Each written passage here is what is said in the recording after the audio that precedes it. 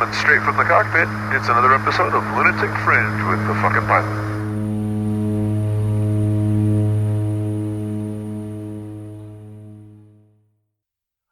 Ready, set, go. All right, back in the can for another edition of Lunatic Fringe Into the Void. And this one's kind of by request, because this gentleman and I had an opportunity to have a conversation. That's probably about, 15 episodes ago, maybe even 20 episodes ago. And I've had so many questions and so many people commenting on the podcast that he and I had that I've decided we've got to do this round two and cover some of the more ridiculous things that people that know him were upset that we didn't cover. So without further ado, tell him, who the fuck are you? This is Jim Mathews. Jim Mathews, Mr. Glass. When we talked about doing part two, I didn't actually think we were actually going to do a part two. Of course I was going to do a part two. Well, I have to say your podcasts have gotten amazing. And some of the content, I think, has been, for the sport, incredible. Well, and especially a couple of them have been really, I don't know, the last one you did was you said it was Ryan? Ryan Graney, yeah. That ended up being really motivational for me. So, I mean, it was the way he just kind of looked at life, looked at injuries, looked at different ways of going through periods of his life. It spoke to me differently than just a skydiving podcast. That was cool. Nice. Well, it's kind of, that's always kind of been the idea behind the podcast, is that it's not necessarily just about jumping. It doesn't even have to be about jumping. It's kind of the mentality that goes into the sport and what drives skydivers and extreme sports enthusiasts in general. And of course, he having done everything, the climbing and all the skydiving, the base jumping. And let's face it, the way he did drugs and partying was definitely a fucking extreme sport. So, it all kind of, it blends together, and it gives, skydivers and extreme sports people are a unique blend, so they make it easy, man. I'm just shooting the same shit I always have.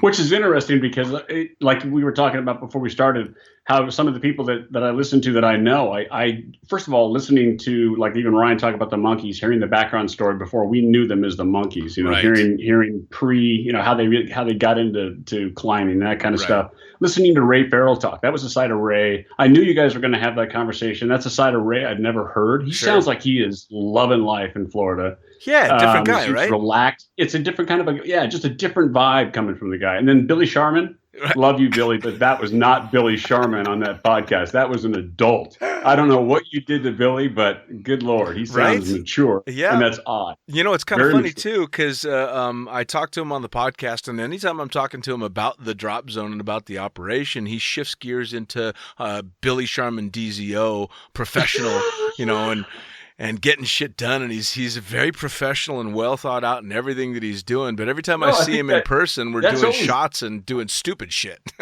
That's always been in him, though. Because he had those moments. He's even when he lived with us, he would have his moments where he'd have all these wonderful ideas. But then by the end of the afternoon, it was shit show Billy, and he was one of the best roommates I think I ever had. Of course. Well, it was. I think Shit Show Billy kind of took a back seat with Angie and the baby. that would mature. That would mature. And then the drop zone and everything. But again, every time I've seen him before and since the podcast, when he's away from the drop zone, he's also traveling, which means that his DZO hat is left at home and he lets his hair down a little bit. So it's back to shots and stupid comments and stuff. So, but yeah, man, I've been really lucky. I've had a shitload of amazing guests that have been willing to come and sit down and talk to me, and I just released one with Brian Germain, who you of course know, and I've got some great ones lined up. Wendy Smith has agreed she's going to come on and talk to me, and so a lot of really cool people coming up as well. And honestly, it's all about them. I know you already talked about base camp, but there was a couple of avalanches that happened, and I didn't know enough about the area and the terrain and where you were and the sides you went up. So I got really involved. I first of all never knew you had that kind of a passion growing up to do it. Yeah. I just thought this was one of your bucket list items. And then the other thing was there was a couple of avalanches that I read about. And one of them I got really excited thinking, oh my God. And I was reading about one that had happened like 3 months before. I did not know. So I just assumed, okay, I read it wrong and it didn't happen. I did not know you actually experienced one. That's amazing. Yeah, well, I happen to be right next to, and I mean, for all intents and purposes, for an avalanche in the base camp area of Everest, this was an extremely mild one, but it was on the face opposite to Lhotse on the trail going to base camp, probably about. But for perspective, was it far enough away to where you thought, oh, that is just beautiful, and then literally it's so far away you don't think this could possibly, and then next thing you know, you're getting dust. It was far enough away that I thought it was beautiful, but it was also, okay, that doesn't look like it can come this direction, but let's kind of be ready.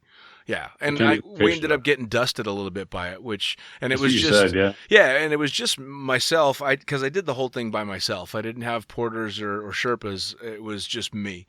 But there were a couple of other folks on the trail actually making their way back from base camp when that happened. So I had so back to living vicariously through you. Every picture, all the beautiful sights, everything else made it look like what we see on TV until you posted the video of you gassed walking into. Was that walking into base camp? I was walking into base camp, yeah. Never heard your voice like that. Never heard you gassed. And I've seen you run. I've seen you work out. I mean, I've never heard that. And I thought, good Lord, it's not just a walk up to the base camp and hang out and party in a tent with a bunch of cocktails. No, man, it's 1/3 the oxygen of sea level. Unfortunately, I had gotten up there in the first couple of days that I was doing the hiking. The air is very cold and very dry. You talked about the cough. Yeah, but during the day, you're still sweating in the sun. So although it's cold, you're seeing your breath and everything, that air is so dry, you're still not thinking, I need to cover up. And the big thing is you should always have your face and nose covered when you're hiking, because breathing that really cold air in is what they think causes, or what they've nicknamed the Khumbu cough. And the Khumbu cough because that's the region that you're hiking in. Yeah, and I remember you talking about that. And the two things that stuck out to me about that were, one, I would have loved to have seen the look on your face with the guy with the greasy hands putting his hand in the tea and thinking, how gassed and bad did that cough have to be? Do you know you were going to be crapping your pants for 3 days going, I don't care, I have to drink that right now. Oh yeah, no, I didn't give a fuck. I'm like, dude, if that guy had dipped his dick into that tea, I would have fucking drank it. And then the other question I had was, I've always been fascinated with what the hell was Hillary and those guys wearing? I mean, they had canvas. Dude, with they were wool wearing line. fucking wool sweaters and leather boots and shit. It's nuts. It's crazy. It's kind of when you get into the history of Everest, you find out that when you're climbing, there's bodies scattered all over Everest. Yeah. And you can actually tell roughly what year the body is from the clothing that they've got on. And so you'll hike past people that are still wearing leather boots and stuff because they've been on that mountain forever. I was actually sparked to want to go see Everest because of the book Into Thin Air, which I read 23 years ago. And so if you think about it, the technology for outdoor equipment between 23 years ago and now, of course, has changed quite a bit. And the two guys that spurred me to want to go up there were Rob Hall and Scott Fisher, who both died in 96.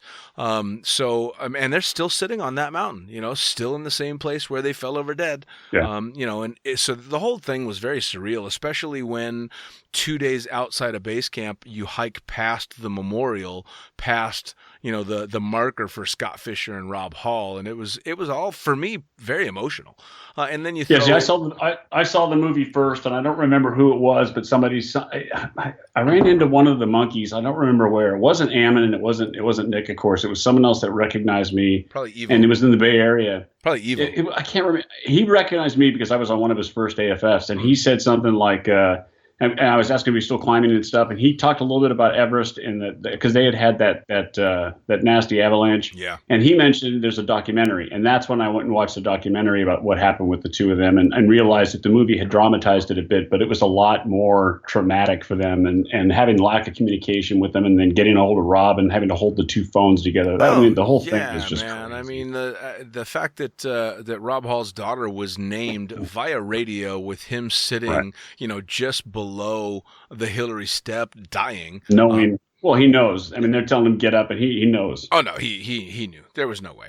And again, so when I, with my cough and everything, when I'm stumbling my way into base camp, I had a few friends that were like, "You're going to get there and decide you want to climb it because you're fucking crazy." And my response, I knew, until you posted that video, I thought you're going to do something dumb. You're Yeah. going to get up there, someone's going to approach you, you're going to frickin' say, "I've got money and I'm going." Yeah, And see, then a- I thought and a I lot thought of- you'll go halfway, or you'll do the what do you call it? This, what are the base camps that go up? yeah, well, you've got camp 1, 2, 3, 4, and then your summit So I attempt. figured I was 50-50. You were at least going to go for one of them, Yeah, just because no, you're there. no. Well, there were two good reasons why not. First off, I went during the off season, so there's actually no expeditions going to the top in October and November. That all happens at the beginning of the year. So there was that going for me, that I couldn't be stupid because there's no way through. You couldn't even get through the ice falls. You didn't go to party at base camp. You went to experience it. Yeah, no, there's nobody at base camp now. It literally was just for the experience and to meet that See, I mountain didn't face know- to face. Yeah, and I did not know that. That's more of a personal experience. I thought yeah. it was literally you went up to a whole big crowd of people, and there was going to be a No. little bit of relaxing and partying. No, that's Namche Bazaar, which is days back down the hill. That's kind of where the party's at. But no, it was all of that. And then when I got into base camp, heaving like I was between the cough and not feeling very well when I got into base camp, my very first thought was, because I was so wrecked getting into base camp, I'm like, you got to be fucking kidding me. This is where it starts. What's the we'll move on, but what's the recovery time? So you get into base camp, you're gassed. Does it take a day or two to kind of get acclimated to where you are, or you just go? No, so acclimation doesn't come quickly, because people think that your body starts developing more red blood cells relatively quickly, but it doesn't. It takes well over a month to actually start getting more red blood cells. What your body does is it compensates by upping your heart rate and making you breathe faster. And so I had a bunch of sat phone and told you, call me as much as you want, tell me all about it. I'm Yeah, going to be man. right here. It was wild, you know. I mean, I would be. I think I spent just almost 3 weeks above 15,000 feet. So you're quite high the entire time, and I would lay down. And it's cold and dry. The night before I went to base camp, I was laying in bed, and I took a little oxygen meter to find out, what my blood oxygen levels were, and make sure it was safe, because altitude sickness is a real concern. And I'm laying in bed, and my resting heart rate was 108. And I was breathing like I was running, and I was falling asleep. Like that's how your heart is just thumping in your chest. Yeah, and you also mentioned you don't get any good sleep, and you keep waking up because you think you're almost like sleep apnea. It sounded like, but worse. That's exactly you keep waking what it up. is. You keep jerking yourself awake because your body is like, you're suffocating, and then you sit up and go, oh fuck no, I'm just still at 15,000 feet.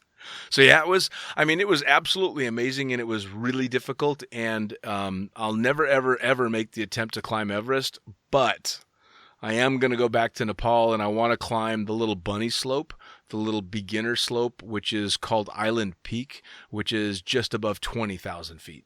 So I want to see That's the bunny slope. That's the bunny slope. Yeah. That's the one that if you tell any true alpine climber that you're going to go climb Island Peak in Nepal, they'll just go, They call it bunny slope. yeah, they'll be like, really? Okay, have a nice stroll. But for me, it'll kick my ass.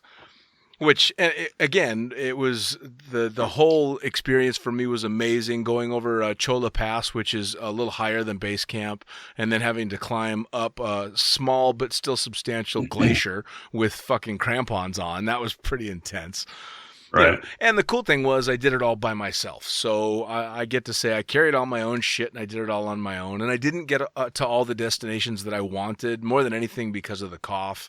And I was trying to be smart about it. Right. Yeah. But still. Well, that puts a whole new perspective on it, because I think for most people, and I'm speaking at least for myself, but for most people, I think it definitely, we see it on TV, we read about it in climbing magazines, and it looks easy. It looks not easy, I should say. It just looks like, at least base camp looks like it's something that everybody wants to do, and the people you talk to that want to do it are not that fit. All right. Anyways. Now that being said, though, I had little Sherpas carrying 10 times my body weight and smoking a fucking cigarette while doing it, and literally, and I'm not shitting you, racing little old ladies over the rocks to make sure I got to the village before them so I could get a room. So the funny thing is the training that goes into it really doesn't mean a whole lot, because it's how you react to altitude. And altitude it made me fucking work for it, you know. Base camp was no joke. It was really, really hard work. I always had an amazing respect for anybody that had the balls to attempt to climb Everest or Amadablam or any of the major peaks up there. But having been there now and how hard it was just to get to base camp, the thought of making it to the summit is... it's godlike. It's insane. Yeah, it really is. And even for the people that are basically paying to buy a ticket and they're being guided up by Sherpas, I know that that's a big thing in the climbing world, that you're not really a climber, you've just been guided up there. You still got to put one foot in front of the other. And fuck me, man, that's some shit. So hats off to anybody that's actually made it or attempted to make it. And there's a whole lot of... So even the people that are spending as much money as they possibly can, and so that's where they. I mean, so because that's the other thing I think that gets dramatized is it sounds like if you've got enough money and you're working in Silicon Valley and you just want to go to the top of Everest, if you pay the right guide and the right person, that you get enough oxygen and they'll take all the crap and put all the gear on you and up you go. Yeah, and I mean it's not like a tandem. No. I mean in a partial sense, that's actually true. They really are paying for someone to carry absolutely everything. You're literally only getting your own body weight up there. You know, I had 22 kg of shit in my backpack. By the way, pack light when you go to Everest, not like me. I was an idiot. I remember you saying that you took too much crap. I took way too much shit. But, you know, I mean, you still got to put one foot in front of the other. You've still got to physically get yourself up there. And the big thing, of course, with getting down from there is you've got to get yourself down. There is no rescue from the death zone. That's it. If you can't get yourself down, you're dead. That's it. Right. Nice knowing you. You become your own monument. Yeah. Imagine that you're taking a tandem and you're taking a tandem that you're trying to teach how to jump and they don't fucking pull the handle, so you just disconnect them and let them go. Oh. You didn't pull. And then you got Davis, at least we could move areas to land and just Yeah. So that was my trip, dude. It was pretty amazing. I didn't I did nothing outstanding at all other than go and be amazed by it all. As a matter of fact, I'd been wanting to do it for so long, and had become a bit of a nut about, researching it and watching every documentary that ever was and reading all the books. And so I knew. I didn't know any of this. I had no idea you were this interested. Oh, yeah. Honestly, I didn't. I knew everything there was to know, that I could know, from the documentaries and the books that I had read. And as I'm walking up and I'm doing the day I'm going to make it to base camp, my lungs were just on fire and I was really hurting, and I was by myself on the trail.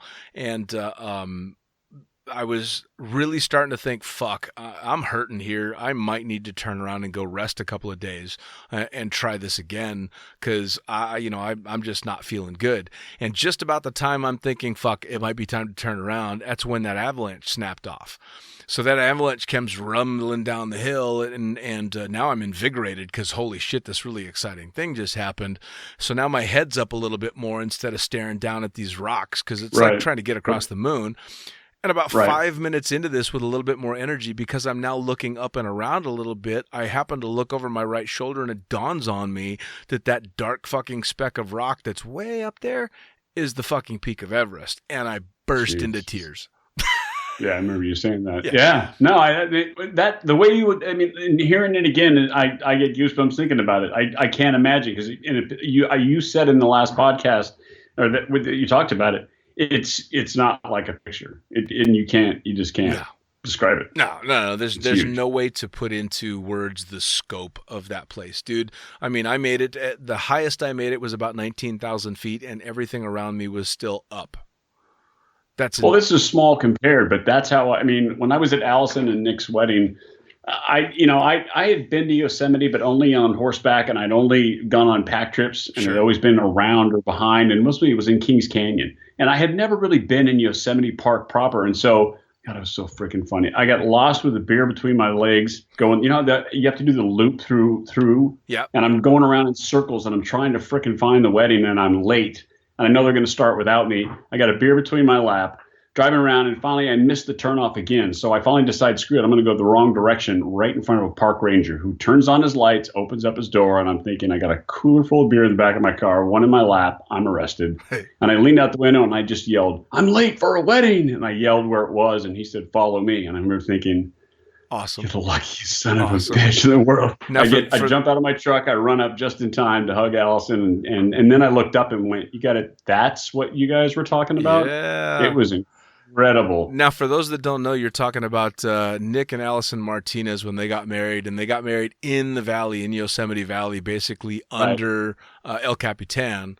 I think, which they had just climbed a month or two before. Yeah, well, actually, and they did it again. Didn't they do it for their honeymoon? I thought they did. I don't know. I thought they did it for their honeymoon. Because I remember hearing. Well, I know they did it once, and Nick told me that if he can put up with her for the whole trip up, and then she kind of told me privately if I could put up with him the whole time up, we'll get married. Oh yeah, no, that was they had talked about getting married for like a year, and then they were going to do that climb, and I remember Nick trying to impress upon her that it's going to be a big deal. And because Allison, she's kick-ass, right? Yeah. So she wasn't sloughing it off as it was going to be easy. She was just thinking, he knows what he's doing, and I'm not, I'm no slouch, and I taught him how to base jump, so I'll be fine. I remember, Nick. The stories. The stories they told. I mean, some of the stories, like Nick shitting his pants halfway up, and then Allison having to put up with it, and then. Just some of the stories they told about the fights they would get into, and then she would realize that she has nowhere to go. Oh yeah, there's no stomping off. Well, they've got to deal with it right now, right then, and she said it was the most amazing experience of her life. And then to get to the top and jump off must have been amazing. Oh yeah, well, one of the funny comments that she had made to me was something along the lines of you really don't know someone until you've watched them shit off the edge of a portal edge. And the way she told it to me was, and then you realize you can't hold it anymore, and now it's your time. Now you got to shit off and the then portal Nick edge. makes a fucking video of it. I don't know if you've ever seen the video, but she doesn't realize that he's trying to sneak a video of her taking a crap, and she gets furious. There's some videos that they brought back to watch at the double wide. I don't know if anybody else got to see. But it was funny, and they would get these little micro fights, and it was classic. I miss her. You should watch a documentary called Valley Uprising, and it's all about the climbing revolution that happened in Yosemite, and you'll love it because Ammon McNeely is in it. Evo. Well, they got me into that. As soon as they did that, I started doing that El Cap report. I don't know if you've ever seen that. Oh yeah, of course. It's So I started watching that, and I would, you could search that page and look up Nick and Allison, and they would talk about them like they were regulars. Oh, of course. Well, and then you could go back because it's all there, so you can go back as far as you want and find Ammon. Oh yeah, and see Ammon and you'll see in the same documentary, Dean Potter's in there, Ivo Ninov is in there, So, and these are all the guys that came to us at Skydance that were, hey, we're rock climbers and we want to learn how to skydive so we can base jump, and none of us realized that they weren't just rock climbers; they were fucking rock climbers. Well, what was weird was we had no idea they were rock climbers. They introduced themselves. I remember there was more than just, you said there were 3 or 4. I remember more like 12. There was a crew that showed up over the course of 2 nights. Yeah, but only. I think there was 5 or 6. There were 5 or 6, but only 4 of them ended up getting through the course and graduating. Getting through, but they all started because 2 guys did 2 jumps and said no, but they still were talking about base jumping after a few beers, but they were not going to skydive because to them it was a waste of money, waste of time, and they didn't want to do it. I remember I had to actually, I only did 2 AFFs with Nick, and on the second one we had to let go of them, and it was weird because I remember I think I was main side for whatever reason. Perry was on the other, and I signaled to let go, and Perry let go a little bit late. Nick, I don't know if he was going to try to do a backflip to be funny or if he whatever, but I anticipated what was about to happen because he kind of went vertical for a second and dropped. Perry goes straight up in the air, so I go down after Nick. He's on his back, looking up at me, smiling. Yep. And I just remember thinking, I should just stamp you right now. You love this. He's on his back. Flips over on his stomach, flips back on his back, and I'm like, this is your second jump, or this is asinine. This guy is so comfortable and so relaxed. His first goddamn jump, it was me and Kim, and he threw Kim out the door, threw me about 10 seconds later, and I spent the entire skydive grabbing the beach ball, trying to look over my shoulder, pointing vigorously. With him, with him fucking 300 feet above me, because there's no way in hell I'm getting back up to this skinny guy. I never jumped them after that. Oh yeah, I got nothing I could wear would make me float. Oh like no, he I could. would have had to have a fucking camera wings on, but he pulled, and it was funny because when we landed, he was really upset that he didn't think he had done well on the jump, and I'm like, man, you pulled. I will jump with you 7 days a week. You pulled your parachute, man. We can fix everything else. Everything else. Yeah, I remember Ammon loved it. He loved it. What surprised me about it was because I remember we were all talking about them base jumping, and they were talking about them being climbers, and I don't remember. I don't remember not thinking that they were professional climbers. I just remember thinking you look like it, you act like it, and then the car is full of climbing gear, so they must be climbers. I just didn't think it was that big of a deal like skydiving. And so then all of a sudden, Perry walks over and overhears the conversation about base jumping, and he pulls them all aside and says, "You're not skydiving." Perry. Yeah. I mean. So he pulls them all aside and gets them huddled up. We've all been drinking beers and stuff, and he gets them into this cuddle, and he says, "You can only AFF here and go through the course if you're going to take it seriously, because we're not going to teach you how to base jump. We're going to teach you how to skydive first." And they had already been given that advice, so they're all kind of smiling because someone had already told them, if you're going to do this, you got to do it properly, and you got to do your 2 jumps and all that kind of stuff. So Perry was all proud of himself and boasting that I talked him into getting the skydiving. I'm like, well, I think you reinforced it. Yeah, man. That was some fun stuff. That was some really fun stuff. But then to find out, of course, through research shortly after that these guys are the fucking stone monkeys, and that they and other people that have gone through that little brethren are like world famous fucking climbers. Ammon McNeely, for Christ's sakes, is the pirate who, unfortunately for him now, is famous for ripping his foot off on a base jump. Oh, and video in it. Yeah, there's a picture of you and I in the Otter, and he's out in a wingsuit. Yep. And I'm tagged Mesquite. in the photo. Yeah, I'm tagged in the photo off to the side. So if you hover over him, it says Ammon McNeely. Hover over the plane right around the cockpit, it says Dean Ricci. And if you hover over to the wing, it says Jim Mathews. Nice. But everyone, for some reason, thinks I'm the idiot in the wingsuit. No, man. And I have to tell him, first of all, that would have been my last and only skydive. Right. If I had to look at the terrain below, I would have been, what was the guy that disappeared with all the money? I would have been that guy that they never found. DB Cooper. I would have been the Jim Mathews is out there somewhere. There's a spot. I don't know where he landed. I have no idea how he got out and made where he was supposed to go, but that was an incredible picture. Yeah. Zach took. Yeah, Zach took it. Well, in that same trip, we flew over Yosemite, as a matter of fact. You remember that? Yep. We got to go right over the top of Yosemite. We were doing steep turns over Half Dome, which, of course, was ridiculously illegal, but it was cool. Oh, yeah. Yeah. Speaking I remember watching him float away and just thinking, oh, man, he must know exactly. And he knew that whole area so well, and I'm sure. But I just remember thinking, I hadn't really given this any thought. Where's he going to frickin' land? Yeah. Pirate maniac. So, what is the story I hear about? You had a toothpick shoved in your dick. Oh Christ! Did we have to go start right away? Yeah, no. We just talked. We just spent 25 minutes talking about Everest and mellow shit and climbers and stuff. I want to hear how toothpicks ended up in your fucking dick. Okay, so this is. I didn't even get to, okay. Just so everyone out there knows, I have a list, and some of them are a bunch of comments about Dean. But one of them says, "J. Crew, I call bullshit on the burnt scrotum. You spent most of your time showing everybody at the bar how many toothpicks you could put in." All right, so you're gonna want to clarify. You spend. So are we talking the Skydance bar, or are we talking the fucking bar in the town? The bar, what was the one at the end of the street? You're talking about the one in town. That was I can't. No. We're never did it in town. The conversation usually started with somebody show them your grill marks, and the next thing you know, we're putting olives and toothpicks, and we made little barbells, and it was what was Plainfield. Really? You were shoving toothpicks in your dick in Plainfield? So I show up, and there's a whole table of people trying to pick this lock. Right? They're all going to go make a base jump off of some tower somewhere, and somebody had went out there, could not. They finally had put a lock, I guess, on the lift that goes up it. Right. So they've got a lock pick set, and they're all sitting around trying to pick the lock. And I did a couple shots, had a couple beers, and was getting and I walked over and I said, "Let me try it," and I put the pick in, and click, boom, and it opened up. Okay. And they're like, wait, well, they had been messing with it for like forever. Right. And so that got me kind of confident. And now they're like, sit down and show us how you did that. And they did it again. And I don't remember how or why I did it, but I was looking at the pick, the pick set, and I said something asinine like, I can pick all kinds of things. Like I got this trick that I can. And then the next thing you know, I dropped trow and I took the pick and stuffed it in. You're going to want to be really specific here. Okay.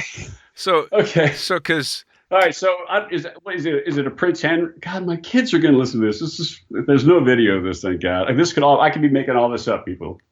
So it's not a Prince Henry. What do you call it? It's where it goes through the foreskin. Prince Albert is the one where it goes from behind the head of a penis and out the tip.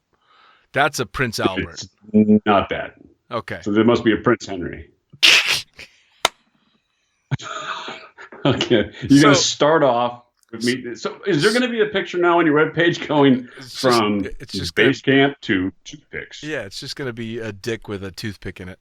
Anyway, so the first time I consciously remember doing this was that lockpick incident. Wait. How did you end up with the extra hole in your dick? Okay, that was pre-skydiving. So these antics in my life did not start with skydiving. That came with me. I did not discover my ability to be a jackass at the drop zone. So you got a piercing. So I got a piercing because I lost a bet with a buddy. I don't remember if it was how many push-ups I could do. I don't remember if it was how many push-ups I could do or run up and down the street naked. Or a good friend of mine, love him like a brother, great guy. You guys would love him. He came to drop zone a couple times. There was no way he was ever going to make a skydive. All right, so we do this. We had this thing where we would get drunk and wrestle. We'd get drunk and we'd bet. And I don't remember what we were doing, but we had mouse traps. We were snapping mouse traps on our fingers and our ears and our nose. And then, of course, it comes up that, okay, if you lose the bet, you got to snap a mouse trap on your Mr. Happy. And that to me sounded a little much. I mean, that was my threshold. I don't know. And then what's that Peyronie's disease? I'm thinking I'm going to end up with an injury, and I'm going to have to. There's a lot of things I've gone into the hospital for, and it's usually not that. So, long story short, the bet was if you lose, you have to click an alligator clip on Mr. Happy for a certain period of time. All right. What I didn't. Okay, now we're in a garage that's full of tools. He's a Ford mechanic, full of tools, and so he knows he's going to win this bet. So I go in the kitchen, do a couple of vodka shots. I'm hanging out with his wife. We're talking about this bet, and he takes an alligator clip and sharpens it, so where it's got the tip of it's got he takes a little file and makes it sharp. So I'm thinking it's just a regular, two ends of an alligator clip for like electrical, testing. I lose the bet. He picks a spot. I pull out the foreskin and he snaps it on, instant piercing. Wow. No alcohol, no anything. And then he's counting out the time and I'm watching the blood drip thinking, that's going to leave a mark. Jesus Christ. So it never healed. So then for the longest time, I was embarrassed. And then finally I was dating this girl named, I love you, Jeannie. I was dating this girl named Jeannie up in Seattle and I couldn't take it anymore. We walked by a piercing shop and she said, have you ever thought about getting a tattoo or piercing? I said, actually. So... For the longest time in my bathroom at the Double Wide, I had this big ring, that has the two little. It's not a straight bar; it's like a bent round bar, right? And it's got the deals on there. And everybody would ask me, "Why is that hanging on your medicine cabinet?" And I'm like, "It's just a little reminder of how asinine life can get." Oh Jesus! It's the stories like that you tell that only bring to mind the character from the movie. I can't remember the name of the movie, but the character was Frank the Tank. Oh God. I don't know if I'm Frank the Tank, and in some of the comments we got after our last podcast, I got called a lot of things, but not Frank the Tank. Speaking of, what they were calling you, they want to know, and you're going to have... So you're going to go there too? Yeah, I'm going to nail you on all this shit. Listen, what are the boundaries here? There are no fucking boundaries. Are you kidding me? I've got all the buttons on my side. You're on the other end of Skype. You have nothing. That's it. I've got them all. Can I say some of the comments about you? Or you? You can, totally. Yeah, absolutely. I'm fair game. Everybody knows everything about me. Okay. Well, first of all, what I have to say, the funniest comment that I got, where is it on here? Camera flyer, yes. Belly jumper, no. I don't know how you got through AFF. Yeah, you did pass first, but it was by accident. Where's the one that says, oh yeah, camera flyer, awesome. Everything else, garbage. Take off that magic helmet of yours and you're in absolute danger to everybody and yourself in the air, especially in that asinine red and white suit that makes you stand out like a freaking ass. Tell them the 7th jump or 8th jump story at either Elsinore or Paris, and then you crapped your pants. Yeah. Oh, Jesus. So there's about 4 stories in that sentence. Yeah. Well, so how did you fall into the red, white, and black suit? I mean, was that like a team colors, or those were just your colors? No, I think I mentioned that in the last podcast. So. Oh, that's right. Just to cover up the blood. I'd broken my leg. No. I'd broken my leg, and then I walked around in a boot. I did my packing course in a boot, and I had a PICC line in my arm because I'd been in the hospital for 3 months. Yep. Almost lost my leg because I got compartment syndrome. Yep. And did the packing course, and I just hung around the drop zone like an idiot. I think one time I hooked up an IV bag in my car because I had to take antibiotics, and then I caught Milan in the parking lot talking to Annette, which I had a huge crush on. And so he said, "You want to make a skydive?" And I said, I can't really take this boot off. And so we busted one of those surveyor sticks in 2, taped it to my leg. But we basically made a duct tape boot out of these 2 pieces of wood. Right. And then we had to cover that up to get into the gear room to put on a student suit, because this was going to be jump 13. So it was going to be 1, a recurrency, and 2, I got to get in there without everyone noticing that I'm wearing this sort of because the boot was huge. It was almost like a fixator, but nothing went through the skin into the bones. Right. And so I don't remember if it was him or someone ran into Action Air, and they had this huge pair of red and white. It was like red panel on one side, white on the other, and then red and white on the back. Right. And so yeah, he comes running out of Action Air with those. I put it on over my. I took my pants off in the parking lot, put it over that duct tape wooden boot. And that was your colors. And I forego the student jumpsuit. He ran back. I think I walked back in there with those on and bought a topper, and that was the 2-piece that I wore all through AFF. And yeah, fair enough. So I got fair enough. Now, so after that, everything had to be red and white. So that's why all the pictures, I'm red on one side, white on the other. Right. And then Ryan designed my camera helmet, which used to get a lot of comments. Ryan, because I would just call Ryan and say, I want a camera helmet. And he'd say, okay, you need a flat top. So I'll get you a flat top. And then it had red flames down one side and white flames down the other. And it just had an interesting look. It was simple, but really clean, really cool. Yeah, for sure. All right. So you dodged very effectively, by the way, the J. Crew. I'm good at that. I was trying. Yeah, and it's not going to fucking happen, dude. The J. Crew explanation. So I know people are saying you're full of shit for not copping to why your nickname is J. Crew. Okay, so when we formed Kaleidoscope, it was Colin, Bruce. It was his idea. I guess he'd had Kaleidoscope as a team in England. Colin of the clan Bruce, and he put a team together. And I told you the story before of how I made the team. I jumped 176, put Dawson's camera on my head, and paid my own way, and boom, I'm the team member. Right. So everybody, we were all coming up with nicknames for everybody. And I don't know how or why, but there was a girl at the drop zone I was seeing at the time, and she had told them, I think, because I remember doing at this point, I think I had a coach rating, so it must have been past 200 jumps. It was late in the summer, and I had done a coach jump, and I came back, and they're all dying laughing. And they said, well, that's his nickname, J. Crew. And I remember thinking, oh my God, no. That can't be my nickname. So I'm in a hotel room I don't know, I go to Rockwell training. This is before skydiving. Remember I told you a story about how I got into skydiving was on one of these Rockwell conferences. Well, leading up to that, I did a whole bunch of training. I'm in a hotel room. I'm dating a girl. She wants to have phone sex. I'm not very good at phone sex. And so she's like, well, there's got to be lotion in the bathroom, right? I mean, I'm like, yeah, but I've done that before. It's kind of stingy. And then I just got to go. And she goes, well, do you have any hair gel? I'm like, well, yeah, I've got some J. Crew. And it worked great. I mean, come on, right? You put a little in your hair, and you're looking good. You got a little left on your hands. Oh, man. So anyways, your nickname. So I spent the 2 weeks. I think it was Wisconsin. I spent the 2 weeks having phone sex with J. Crew as my lube with this girl. I won't name because I don't know if she even talks to me anymore. Awesome. And now the only guy that I ever took on a skydive, who was did a 10 that I actually grew up with, knows her well. So anyways, Yeah, so that was the story, and then she was at the drop zone telling them that story.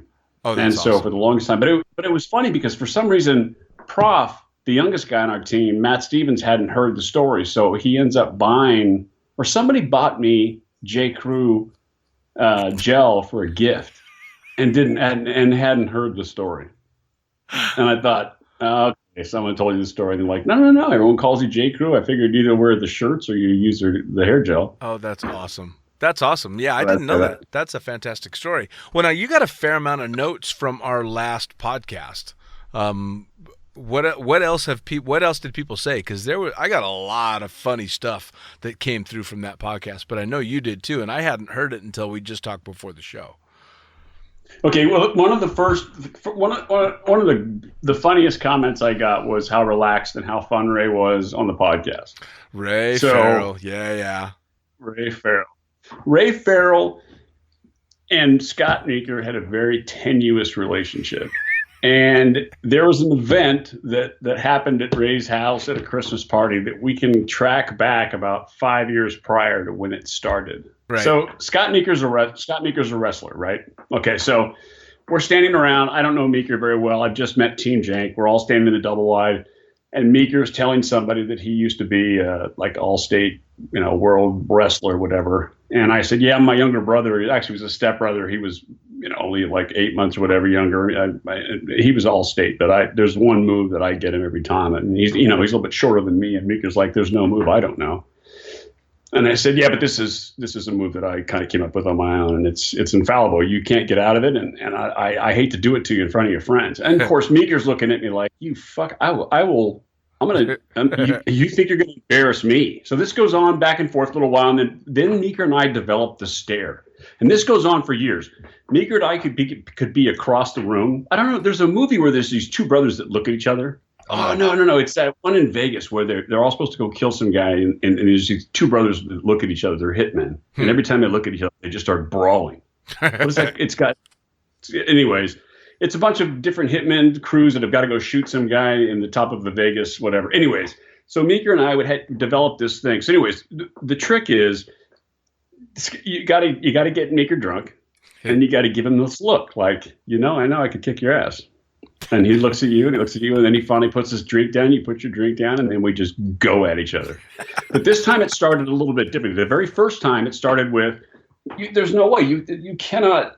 I'm telling you, I'm all state. I'm like, yeah, I've never wrestled. But I mean, I'll have you pinned pretty quickly, and then I'll leave you like that. It's going to be embarrassing. So anyways, long story short, he says, how do you want to start? And I'm like, I don't know anything about wrestling, but I'm going to win. So let's just get this over with. So he kind of says, okay, well, we'll grapple a little bit. And as soon as I notice he's not quite paying attention, I grab his leg and we are on the ground. And he's starting to put elbows and twist underneath my arm. And before he can do anything that's going to hurt me, I reach back, grab his underwear, and pulled him as hard as I freaking can. With that, his body goes limp. I mean, just absolutely, because he's not expecting to get a full fucking wedgie, right?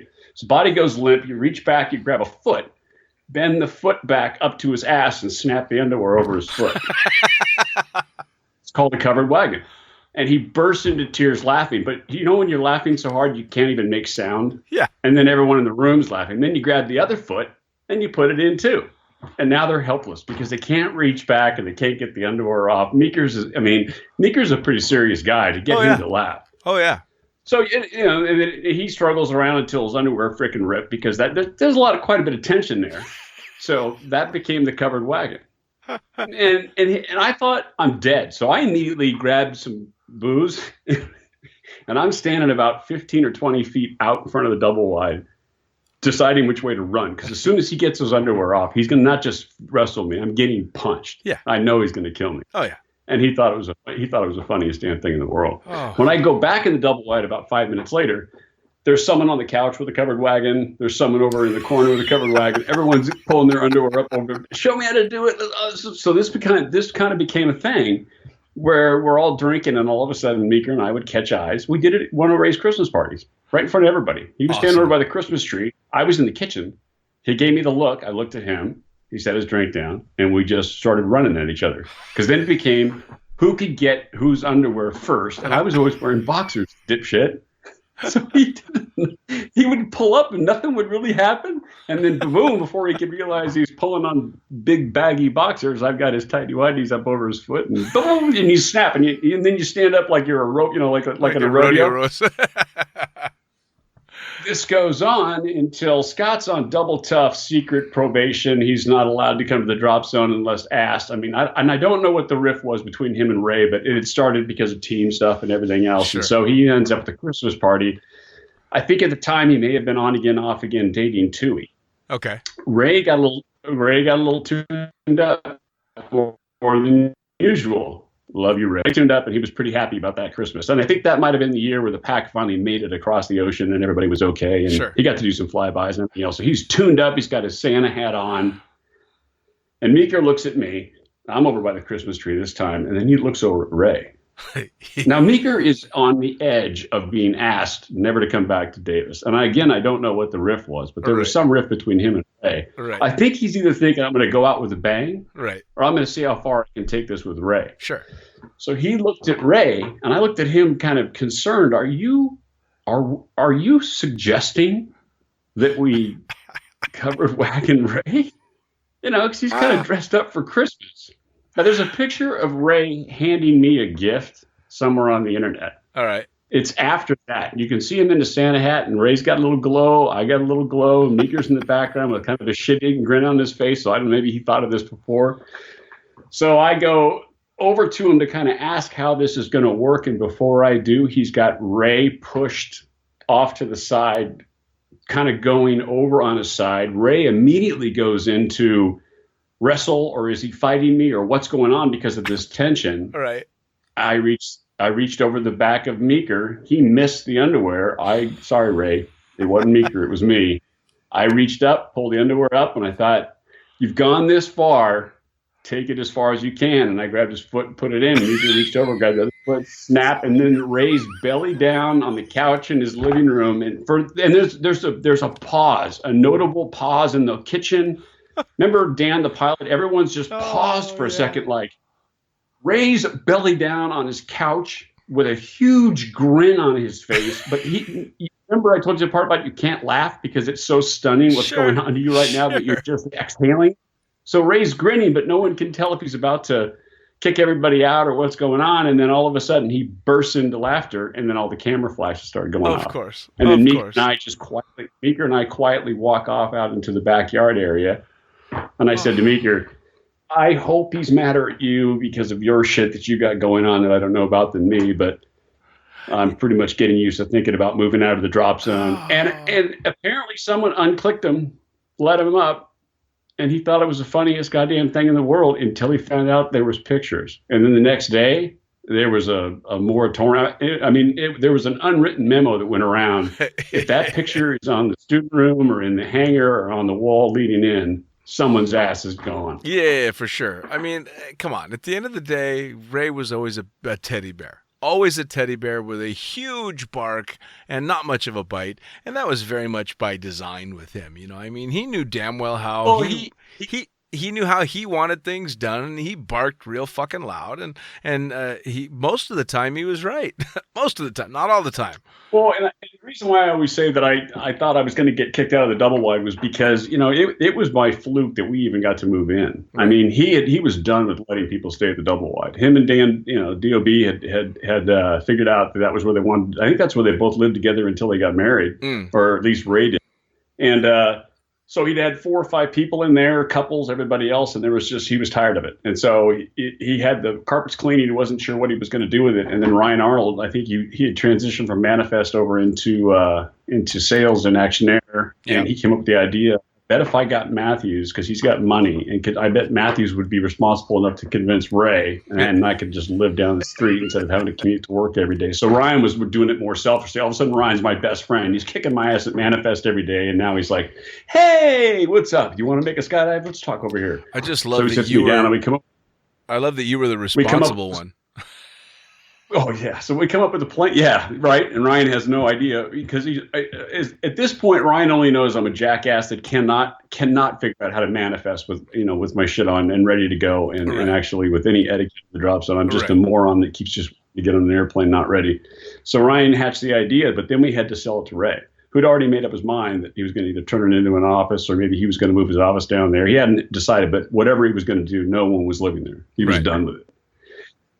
And then we turned it into probably the best stretch. I mean, there was 1 year we had, it may have been the first year or maybe the second, Ryan, you'll have to correct me if I'm wrong, but we put out I think Billy had brought over steaks one night to kind of break the place in, and we hatched this idea that we'd do a New Year's Eve party.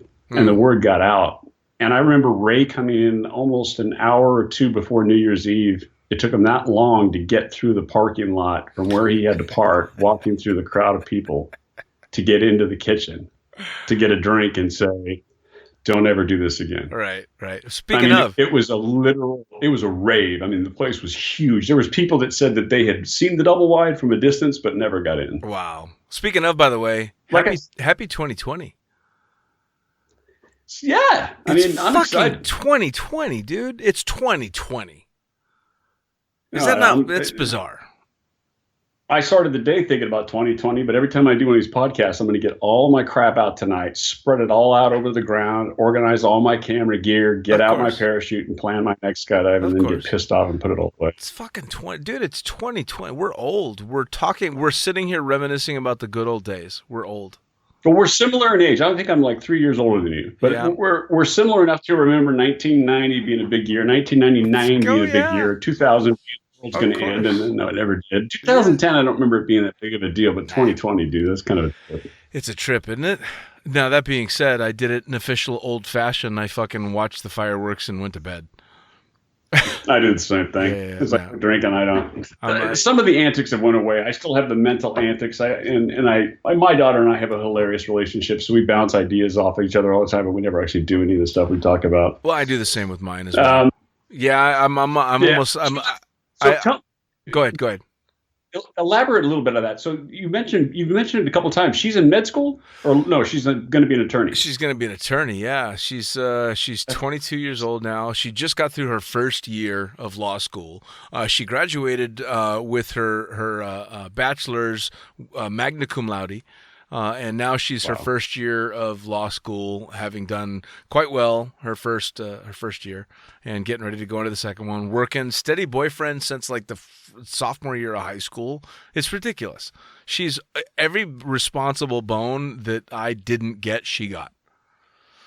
Well, but here's the thing, and not to get too serious, but here's the thing. Jack grows up my son Jack grows up in a drop zone, and he's a scuba diver. Yeah. I mean, I think he's coming up on something like his 1,300 or 1,400 scuba. Yeah. He trains crowds up to 12 on light dives. He can take one or two up to a certain depth, and then he can take one guy to very low depths. He works out of Monterey. He partied at Riverside for 3 years. He was a biochem major, and then the last year he buckled down to pass everything. Then showed up at Monterey, and they said, "You got to be kidding me with this GPA, and there's no way we're going to give you a job." And he was the only one that was willing to stick out, all do the link cod dissections. I'm the one that, and so everyone else would show up for 3 weeks or 2 weeks or less to do their job, and Jack was always there, so he got to do all that stuff, and he got to know the entire community of Carmel and Monterey, and I could tell when he bought all his scuba gear and how much time he spent at the scuba shop, that was what he wanted to do. Sure. Because I could just see his version of skydiving for you. Right. But he had this science background from school, and it was amazing that he could party that hard for 3 years, almost get kicked out, and then just smoke the entire biochem major. Sure. I sat him down. He's still pissed at me today. I sat him down and said, "Look, I don't think you want to do this. Maybe your mom and I pushed you too hard, and you're thinking that we want this for you." And he's like, "No, this isn't a major." I'm like, "No one takes biochem, dude. Nobody." And he ends up getting straight A's and B's and takes, twice as many units as anybody else, and then decides he wants a scuba. Can you imagine if I was a scuba diver? Oh, you would have fucking drowned years ago, dude. Yeah, that's what, and he's like, "Oh, Dad, it's not that tough." I'm like, "Look, in skydiving, you only got a couple things you got to do, and I'm just shitty at landing a lot." Yeah. Yeah. Can you imagine me? I would drown at 15 feet. If I'd have done what I did on jump 12, I'd have been dead on jump or on dive. I'd have died in the damn pool. Well, if your scuba diving career mirrored your skydiving career, you would have had limbs missing from fucking being bitten by sharks and barracuda. You would have been stung by fucking jellyfish. You would have spent a fair amount of your life in a hyperbaric chamber recovering from the bends, and then you'd fucking drown. Right. And then you have to, I would have had to buy a double wide next to a scuba center in a warm water area with my own what do you call it? My own tank. Yeah. No, your scuba diving career would end up with you floating on a dinghy, sticking your face in the water. and that's just it. So I spent all this time with Jack trying to tell him, do what you want to do what you want to, do what you love. You're obviously as smart as your daughter, and you're doing exactly what you want to love. That's what a lot of the comments are. Dean's a mystery. Since you talked about me putting toothpicks in my dick, everyone wants to know: do you rent your girlfriends? There's no way that guy. Okay, yes, he's good looking, but there's no way that guy, just with his sense of humor alone, can meet women like that. I'm talking about the ones that he actually dated for longer than 6 weeks or got off my lap in a tandem. So, and I'm not going to tell you who wrote that. Oh, you have to tell me who wrote that. Give me the first name. Nope. And so, because it says anonymous, and then it says, fuck you if you tell Dean. Fuck, what the fuck? What the fuck? Anyways, because I'm not going to tell you. But, so you've had what? How many serious relationships? And let's define serious. Let's go for longer than 3 months. No, fuck. That's not serious. Let's go for longer than a year. There was one girl. No, screw that. You have to go with you. You got to go through. You lose. Do you lose interest? No. So if we're going longer than a year, 1, 2, 3, I've had 4 long-term relationships. So you know love. I know this is... Yeah. You've been loved. Yeah. What movie is that from? Wait, that's the movie where the guy catches AIDS. No, I just made that up. I swear to God. No, I have no idea what movie that's from. Yeah, there's a movie. It just popped in my head. So you're not a lonely man, Dean. No, you're gonna be okay. No. I've been in a long-term relationship now for about a year and a half. So that would wow. Be, yeah, absolutely. Oh, God, I didn't offend her. But I did. I'm not offending her, but you have dated some, and I'm sure she's beautiful. But she is, absolutely. No one really ever got to know anybody that you dated before because we only got to see her, and then you guys would disappear. You were a not mid-style, a low-time fire pit guy at Davis. You seemed to sneak away, well, because you were very busy. You had a lot of numbers to call at the end of every day. Yeah, I ghosted from the fire pit quite a lot. I didn't hang out. Did you have a notepad? Did you have one thing strapped to your knee, and then you had one on the other side that was just numbers? And did you have a code you wrote next to each number, like just wanted to? This is like backup to the backup to the backup. I'll call this one first just to piss off. I honestly, I think the only reason that you have this opinion of me is because the one time that I got the nurse's phone number from the cockpit when you were taking her on a tandem. And I'm not even sure how that happened, but I remember she gave me her number just before you guys got hooked up to make the jump. Well, you even got the phone number. So I'm doing a tandem with. There's a really, really good looking girl. You were kind of ticked off. You had to fly, or maybe you'd washed the. There was some reason you weren't. Every now and again, you would get really. Maybe somebody would make a mess in the pad. You were really protective of that plane. I mean, it was like it was your own. Oh yeah. And you were not in a good mood to fly. I don't remember what it was. Maybe it wasn't a full load or some reason. So you kind of romped off to the airplane. So Dean wasn't in a good mood. So I remember Russell was doing. Remember Russell, that was the chef from San Francisco. I do, yeah. Russell's doing a wingsuit jump. So he's got to get in there, and you're like, oh God, okay, fine. And you kind of move some stuff around and. Had to push the oxygen tank back a little bit. I think I was doing an 18 grand skydive and move the oxygen tank, and you're kind of like, hey, fine, and you're not interactive with anybody. And then someone leans over in my ear and says, man, her daughter's gorgeous, but that's a hell of a MILF you got sitting on your lap. And I didn't know what a MILF was, and I didn't quite hear what they said. Right. So I leaned over and I said, I couldn't what? And they said, that nice MILF. And I looked at him frustrated, and I'm playing with my oxygen. And I said, "What's a MILF?" He said, "What?" And she's right there. And I yelled, "What's a MILF?" You perked up. Whoop! All of a sudden, Dean's back. You turned around till you needed to see who's in my airplane. I remember everyone laughing and quite not knowing why I just made an ass of myself. And then all of a sudden, you turned around like, hey. Who's this? Notepad opens up on your leg. Get your little chart out. Pack's an easy airplane to fly. What can I say? You can pay attention to a lot of stuff flying a Pack. You can. You can. Well, that was the question I asked you earlier. Was how do you set a Pack just right to have consensual relations? I've never had consensual relations in a Pack. Although flying the Pack in Chicago once, the way that we would do it so that we could get more passengers in the Pack is we would turn the co-pilot. I thought you were going to say the way that we would do it so we could take it to altitude. Yeah, right. Go ahead. I'm sorry. It's okay. We would turn the co-pilot seat around so that a tandem instructor could sit on that seat. Yeah. Yeah. I mean, we did that for a while. Yeah. So we had this girl that came out and she wanted to do ride-alongs in the airplane. She couldn't afford to jump, but she wanted to do ride-alongs. Real cute girl. That was at Davis. No. It happened in Davis too, but this was in Chicago for sure.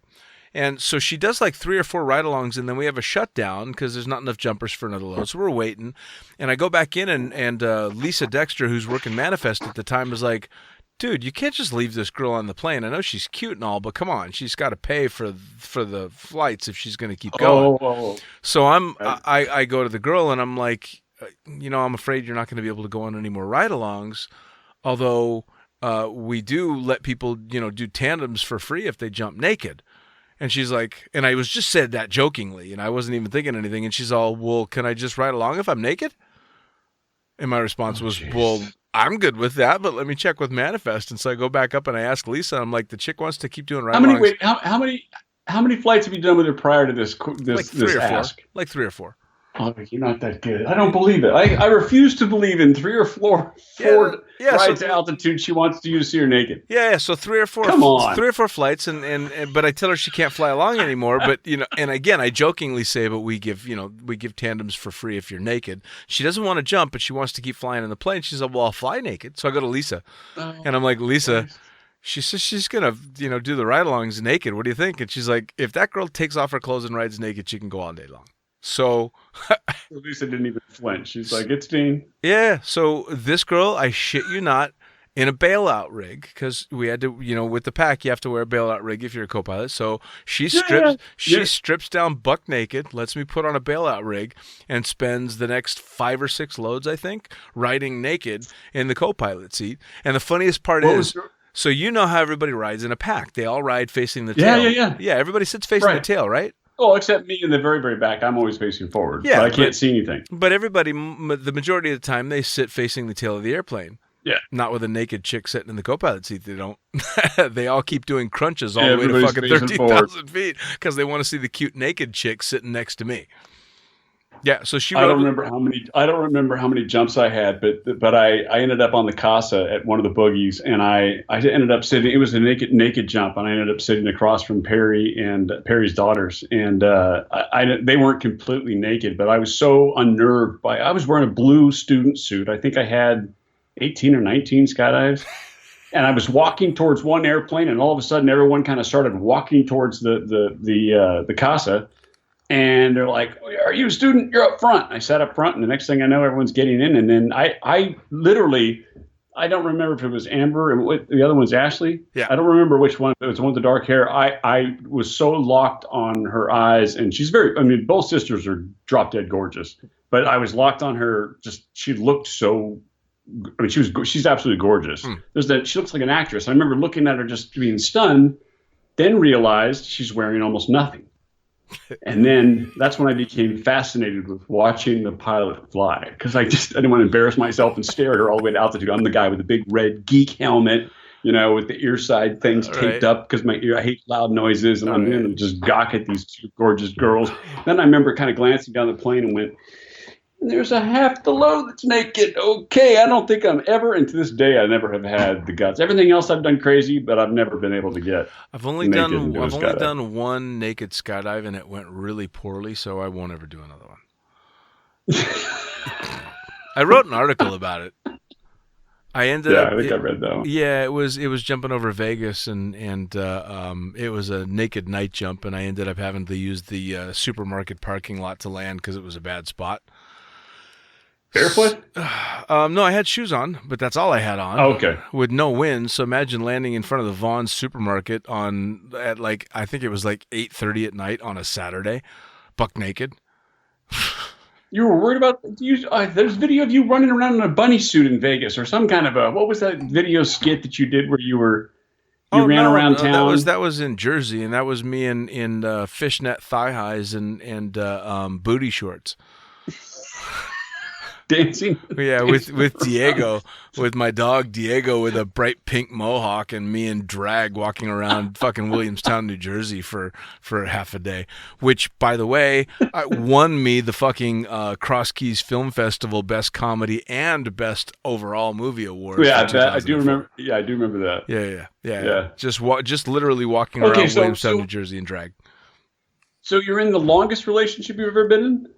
No, the longest relationship I've ever been in is what got me my daughter, and that was about 4.5 years. Oh, okay. Yeah. Okay. Outside of that, the average for the long relationships was 2 years. Yeah. Okay, so you've been loved. So everyone out there, we know that Dean has known love and is now. Yeah, I'm in a long-term committed relationship now with a Finnish chick that's taller than me. Really? Yes. You do the Tom Cruise thing. That's kind of nice. Yeah, tall, beautiful, blonde. Yeah. So go ahead. So we've covered a lot of my antics here. Yeah. We talked about the monkeys. Yeah. I think the biggest question that I got, and you brought up the red and white pants. One of the stories that we did an 8-way at one of, I don't remember which nationals it was, but and this plays right into the red and white outfit that I had, but I got asked, I think somebody either got hurt or couldn't get into the formation on an 8-way group that we decided to do. And I got asked to go from camera because Nick was with us, and Nick goes into camera, and then I decided to get into the 8-way. And they had blown the exit. I watched the video, and so I get all puffed up for the first time because I'm usually I know I cannot belly fly like those guys can. But for some reason, I'd watch them do the exit and realize they'd blown it. And I said, just put me up front and I'll take you guys off like an AFF. Only I got really confident about it. I didn't just take them off like an AFF on the second jump. I ended up blowing the entire skydive and then going straight down through the middle and exploding everybody again and absolutely destroying the skydive. So then we get McGowan, and I want to say it wasn't Jermaine, it was Brian, it was Gerard. Came over to kind of coach us up just to get one freaking point. I mean, because we could not get a point. Right. This was I think it was like our first attempt at getting. I'm pretty sure it was our first attempt at doing 8-way. Okay. So another person is having trouble even getting to the dive. So now McGowan's decided to join in on the group, and I after making a complete ass of myself doing this, I'll take everybody off like an AFF, put me in the base. Gerard pulls me aside, says, "You're the camera flyer, right?" Grabs a creeper right in front of Manifest, throws me on it, and they're all over somewhere else doing whatever they're going to do. And they're like, "Your next jump is a difficult one because and it's a really good picture. You got to be in the front of this skydive, and I need someone like a camera flyer who can just." I'm gonna set this up different. You're just gonna fly on your belly, and then the way the jump looks is I'm facing away from a big line of people, and so it looks more like a big long line, and the two people on the end are facing away in the opposite direction. I don't know what that's called, but you end up with two people opposite of each other, and then everyone's connected, and then the two people usually dock on the ends last because they've got to kind of slide in, but they decided to just have Mathews go out, get on his belly, get flat. He's got that big asinine red and white suit, and everyone will see him, and then they can all kind of dock on that. That was the only jump I pulled off, and I want to say that was number 4, number 5. So I'm building up a little bit more confidence. And then we do, I want to say it's either jump 7 or jump 8. It's the last jump of the day. And we got to find the video. It's hard to describe. The way I remember it was we came out of the plane, and I take out the base trying to get to it. So I go low, right? Then I get big and come up back through the base. So now I've taken them out again. Twice. Everything explodes. Right. So now I'm off to the side. So I come barreling back towards it, overshoot it and take out the other side of what is starting to form, just missing McGowan. McGowan then decides, I'm just going to back up and watch this nightmare. So then you see me go underneath McGowan, come back around the side of McGowan, and kind of a big ass turn, come around, and then hit somebody, fall back down below them, then get big again, come back up underneath somebody. And this was all happening in one jump. They flip over, but they get back to the jump. And then I finally come around. I'm probably missing another couple screw ups. Then I come around, do a spin, and I join the formation backwards with the wrong arm. So now I've got to turn around, and then I'm still got the wrong arm, and everyone's pointing at me. And then finally I make the reach just in time. And when you watch the video, it flashes 1 point. So that was the one skydive we got 1 point. Besides that like jump number 3. That is fantastic. So it's the last jump of the day. So I, of course, put all my gear down. I've got my packer. I think it was Paris. I've got my packer. She's excited because she knows she's about to get paid. And I go running into the bar to get a cocktail, and they're watching that jump over and over and over in the bar. And the crowd that's watching it is kind of like, come on. Oh, come on. Here he comes again. Oh, okay, he's coming. Oh, I mean, you just keep seeing this red asinine dart keep coming through the frame of the video, taking out everybody. And then finally you see me get the point, and then they play the video over again. And I remember looking over at it, and it took me a minute to realize it was me. And then people started looking over towards the bar and realizing, hey, and then everyone looks over. Hey, it's him. Hey, that's the guy. That's awesome. You should have done a victory lap in the red and white suit. I walked out and I said, hey, Dawson, can I borrow your suit tomorrow? Wear this? He's like, hell no, Bubba. You're wearing that. I'm famous. Oh, Jesus Christ. So the ratings podcast you did was pretty good. Yeah. But you didn't know that I was a Tammany examiner. No, I didn't have a clue that you were an examiner. Neither did I. Jesus, how the fuck did you? How? My first year, I was a Tandem examiner and I didn't know it. So I get my packet in the mail. I've got all my stuff, and there's this little blue card in there, and it says I have to mail off $20 and some other paperwork and stuff. And I fill it out, and I catch Ray in an off moment. He's not paying attention, and he has to sign it. And I send it all off, and they send me my stuff, and I'm a Tandem examiner. I had no idea. I just figured that was all part of the whatever. Remember I told you the story about how I had flared too high and had to PLF Jay Stokes? Yeah. And then, on the last jump, his wife was going to drive up and pick him up.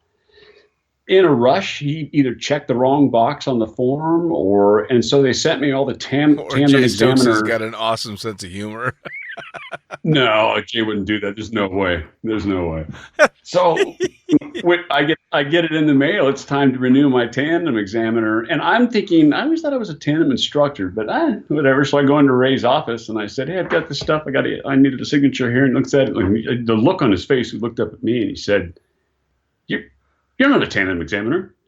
He said, I've been doing tandems here, Ray, for a year. And he gets this perplexed look, and he said, "Where were you doing tandems before?" And he does. And as fast as he entertains that thought, he just drops it from his mind, picks up the phone, dials a couple of numbers, waits for someone to answer, and he goes, "You got a Mathews so and so, tandem examiner?" Well, he's not, and slams the phone down. Takes all the paperwork, rumples it up, throws it in the trash. He goes, "You're a tandem instructor." That's Thank awesome. You. Get out of my office. That's awesome. That's classic Ray right there.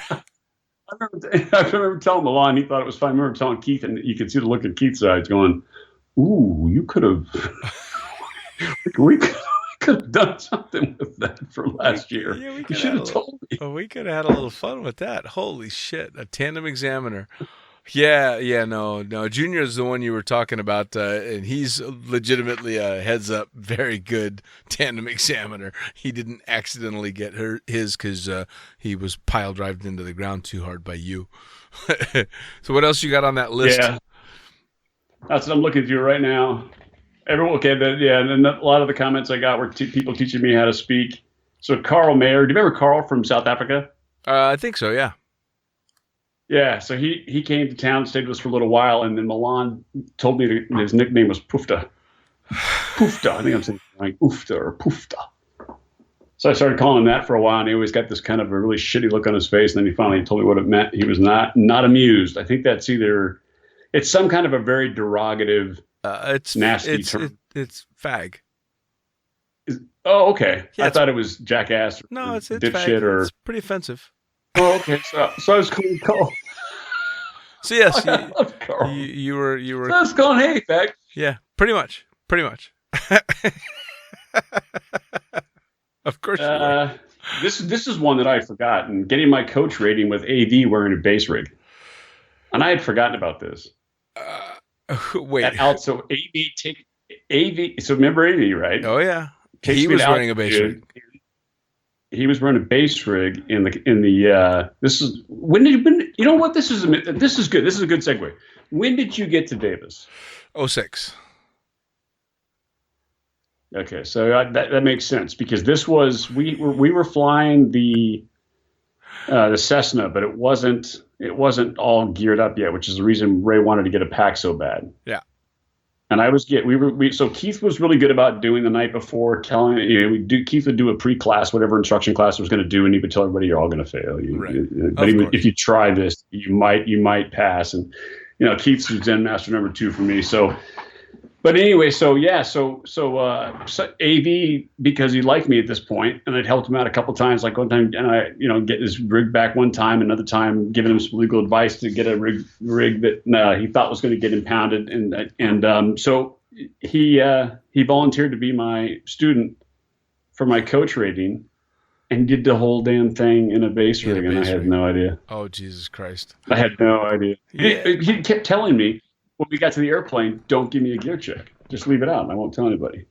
And so on the last jump, he doesn't pull. And I'm thinking, oh my God. Well, he doesn't even try. He just flips me off and smiles and backs away and then tracks towards the barn. And he just keeps on tracking. He keeps on tracking. And I'm thinking, and then I pull, I settle, and I look back and he's still tracking. And I think, what is he? That can't be. And then, whoop, just like you see in the pictures, one little turn and. Oh, Jesus Christ! So I had no idea. Oh man! Oh man! Oh man! Now, which is why, which is to this day, I'm so glad. I mean, I told you the story about my one opportunity to go on a base jump was when Kieran first moved into the double wide, threw the gear down and said, "You want to go jump?" I packed it. You could pack it if you want to. You've done one, right? I'm like, yeah. And then he was getting all of his stuff together. It's like 11 o'clock at night, and I'm not quite shit-faced enough. And he looks over at me kind of funny, and he says, "How much have you been drinking? How many jumps do you have?" I said, "I've never jumped before." Oh my God! And he starts throwing all the stuff back in his room. Yeah. Smart man. My ground crew. Smart man. Now, so that was with all my injuries and all the stuff that I ever did. That's another thing too, that I had quite a few cutaways, and there was no way I would have been. I was good on my belly, and I was a hell of a camera flyer because I was like Forrest Gump. I could fall on my face, but I was not technical enough or skilled enough to ever. I mean, I had a wingsuit. I bought a PHI wingsuit from Kieran because he bought it it was too big for him. Remember the PHI came out, and it was supposed to be the one size fits all, and you could buy, based on, they had like 5 or 6 different sizes per range. You didn't have to go through the full measurements, and I could not get it to inflate. So I did 5 or 6 jumps. I think it was Fast Eddie out of Lodi trained me up, and I didn't quite get it, and it was just too many extra things. I didn't have a tandem rating yet, and I didn't have AFF, and I just could not get that thing to do anything. And I think it was jump 9 or 10. Kieran had finally gotten his in, and he put his on, and he lost a wing, or lost one of the handles. And it was the first time I had gotten close to getting to him, or he was either just trying to get to me, and he lost one of his handles and went into this violent spin. And I'd never seen anything like that. He just turned into I've never seen anything so violent. And then he pitched, and I remember slowing down and pitching and thinking, no, I'm done. This wingsuit thing is not for me. I'll stick with what I know. Sure. Because with all my injuries and everything else, it was just one extra thing and too many extra things to think about. And so, I never got into wingsuit jumping as well. So now, you did board for a long time, but you never actually. Did you ever try to actually jump a board? Yeah, I jumped a board. I don't know. I've got like 15 board jumps, and then a bunch of time flying the board in the wind tunnel in Vegas. So Really? yeah. So I'd spent some time with the board on my feet, but it never really appealed to me. The camera side of it always appealed to me much more. And then, to be perfectly honest, in 2000, I was so surprised in 2000 that was the most talked when people came to the drop zone. That was the most talked about. You know, people that wanted to do tandems. If I was doing the tandem class, that was the most talked about thing that they had seen on TV or that they recognized. Yeah, was the only thing they'd seen is the sky surfing. That was what hit the X Games and became this big thing. And then there was the free flying made a bit of a debut, but people just didn't really understand it. And I happened to get into the sky surfing portion of things right at the very, very end. And I think the nail in the coffin for sky surfing was Sean McCormick's Invisible Man move, because it required duct tape to keep from bursting blood vessels during the routine because it was such a violent move and such an impressive move. And it just kind of faded from there. And that was not to be too much of a downer, but was it your teammate that died? No. She is still going strong. Mary Tortomasi is still in Paris Valley. Ran the wind tunnel. Oh, okay. I thought it was a guy. No. Okay. There was a famous board guy that went in. Oh, dude, there's the curse of sky surfing. So you had. I can't even actually count how many people directly related to sky surfing that have gone in. It's been ridiculous. I actually got my first camera job because Vic Papadoto, who was at the time the X Games champion camera flyer, had just died on a skydive in Las Vegas at the drop zone that I went to. And I ended up shooting video because of him. Rob Harris died shooting a Mountain Dew video. That's probably who you're thinking of.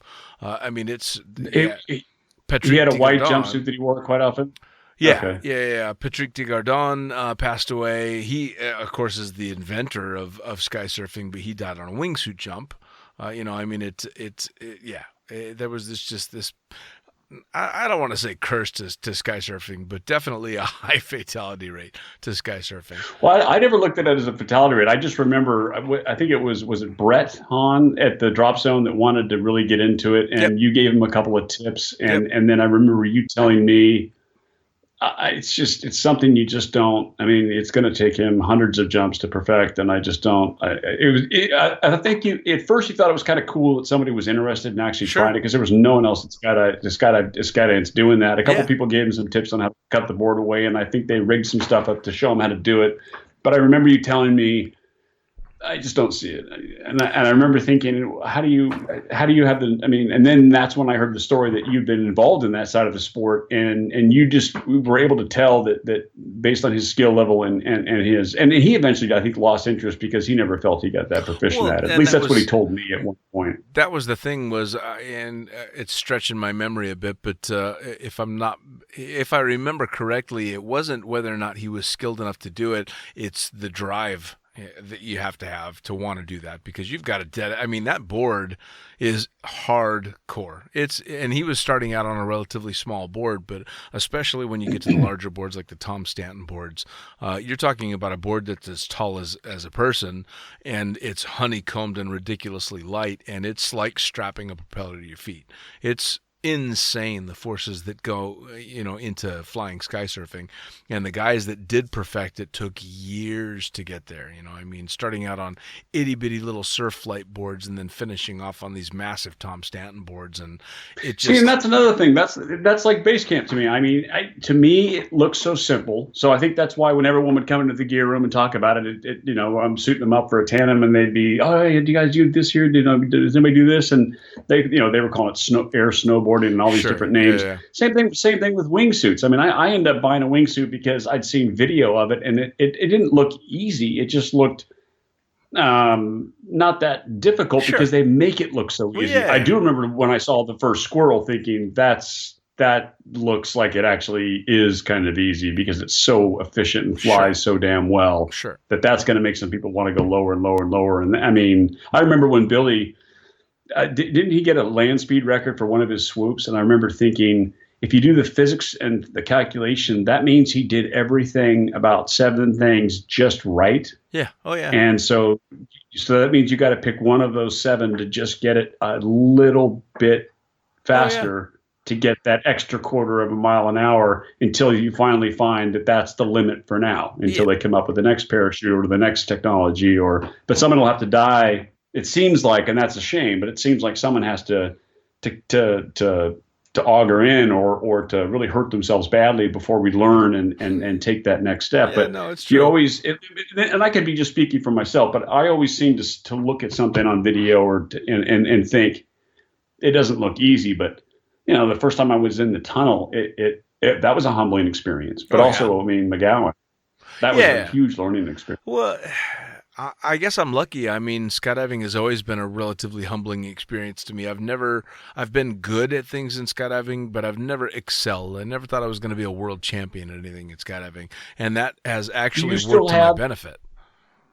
Do you still have that mental? So before it was a road, or road sign or a place on the way to the drop zone where you would tell yourself, if I get past this point, I'm making my skydiving. And that's just, I'm going to spend my day training. Right. Do you have a mental, like I've heard you talk about taking breaks. I've heard you talking about that first jump back was a little bit nervous. I've heard you talk about different, but has there ever been a period where an incident or an event or a period of time where you said, I'm going to stick with the pilot seat, or I'm good? Well, I guess I'm lucky. At this point in my skydiving career, it's all about fun. So if the idea of going out and making a jump or making a bunch of jumps for a day doesn't excite me and isn't really a fun idea, then I just don't do it.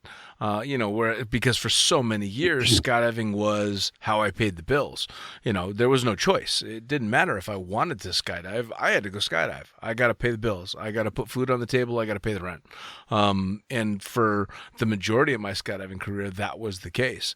Now it's. So were tandems at Davis more fun because there weren't as many and you could be more involved and you could get more phone numbers and have more fun with it? Because you seemed very relaxed. Or when you were at the tandem mills, like you used to talk about, were you that relaxed, or were you just go? Oh no, I was go. Like I came to Davis from Cross Keys, so I came to Skydance from the busiest drop zone in the U.S. at the time, So I went from doing 25 plus tandems a day, Friday, Saturday, Sunday, to, Davis, where you do 6 or 8, which is ridiculously low key in comparison. See, to me, that's high numbers. 10 in a day when I did it with Jay Stokes is like, oh my God, I'm going to die. But remember, again, I think I mentioned this in the last podcast. I looked at you guys like rock stars, and Irene, I loved AFF, don't get me wrong, but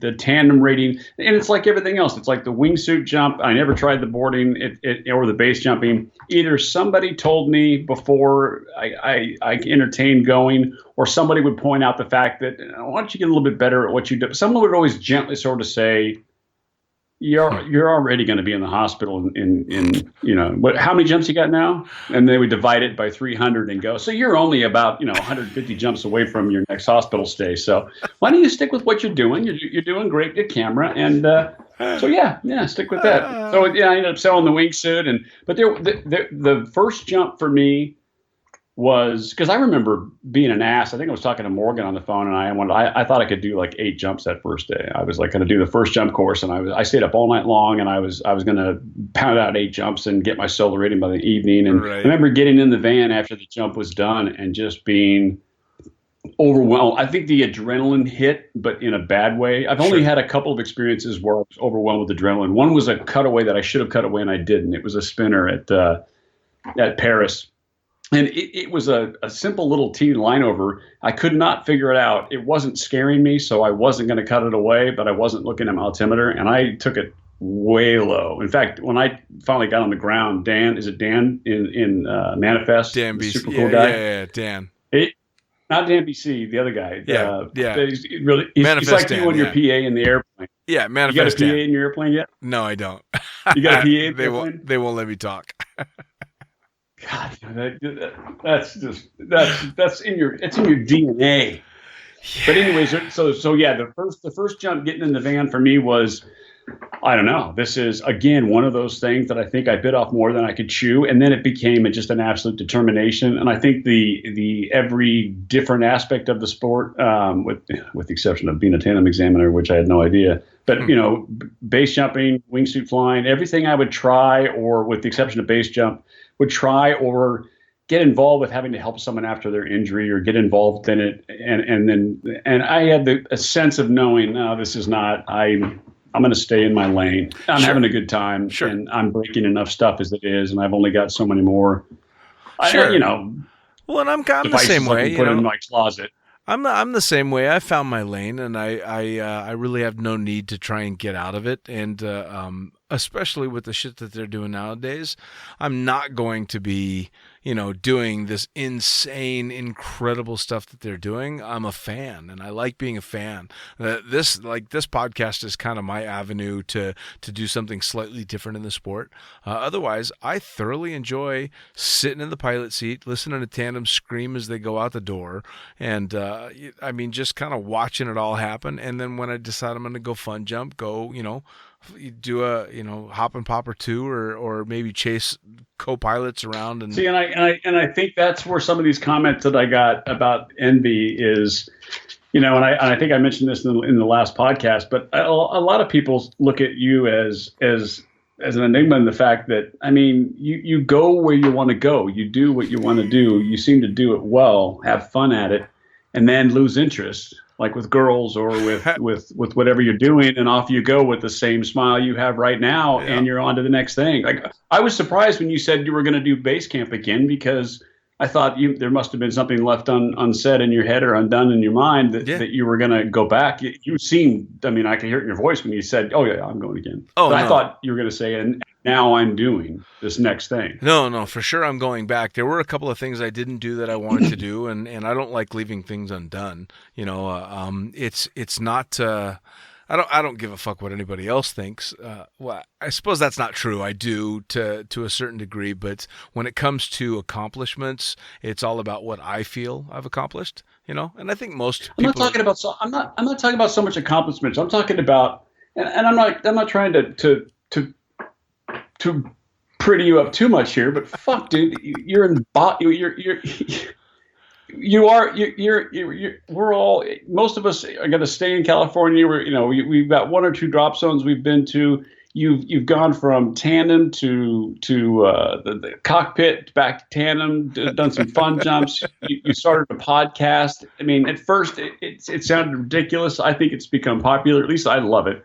And then every now and again there'll be a picture of you sleeping in some mosquito tent covered whatever in the beach with Brad or wherever you guys go. And for the most of us, we just don't have, it seems like we don't have that time in our day. It seems like we don't have that ambition, I guess you would call it. And you always have that grin like, I'm just here, I'm just doing what I'm doing. You guys could do it too. It's not that big a deal. That seems to be your attitude. I know there's a lot more that goes into it, but fair enough. Coming from my view, looking in, it looks like, and like when you said, my daughter, she's the one that's got the brains in the family. I say bullshit. I think you're living your dream. And I used you. When I told Jack, you got to do what you want to do, and my daughter, I said the same thing. You got to do. It was difficult to use you as an example because Tiffany didn't know you as well as Jack.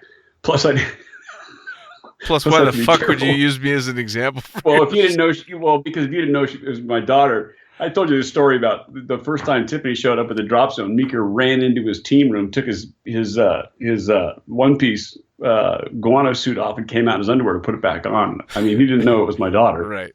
But and I remember Sal Cohn looking at him like, "What are you doing?" Oh, and he goes, "I'm hot."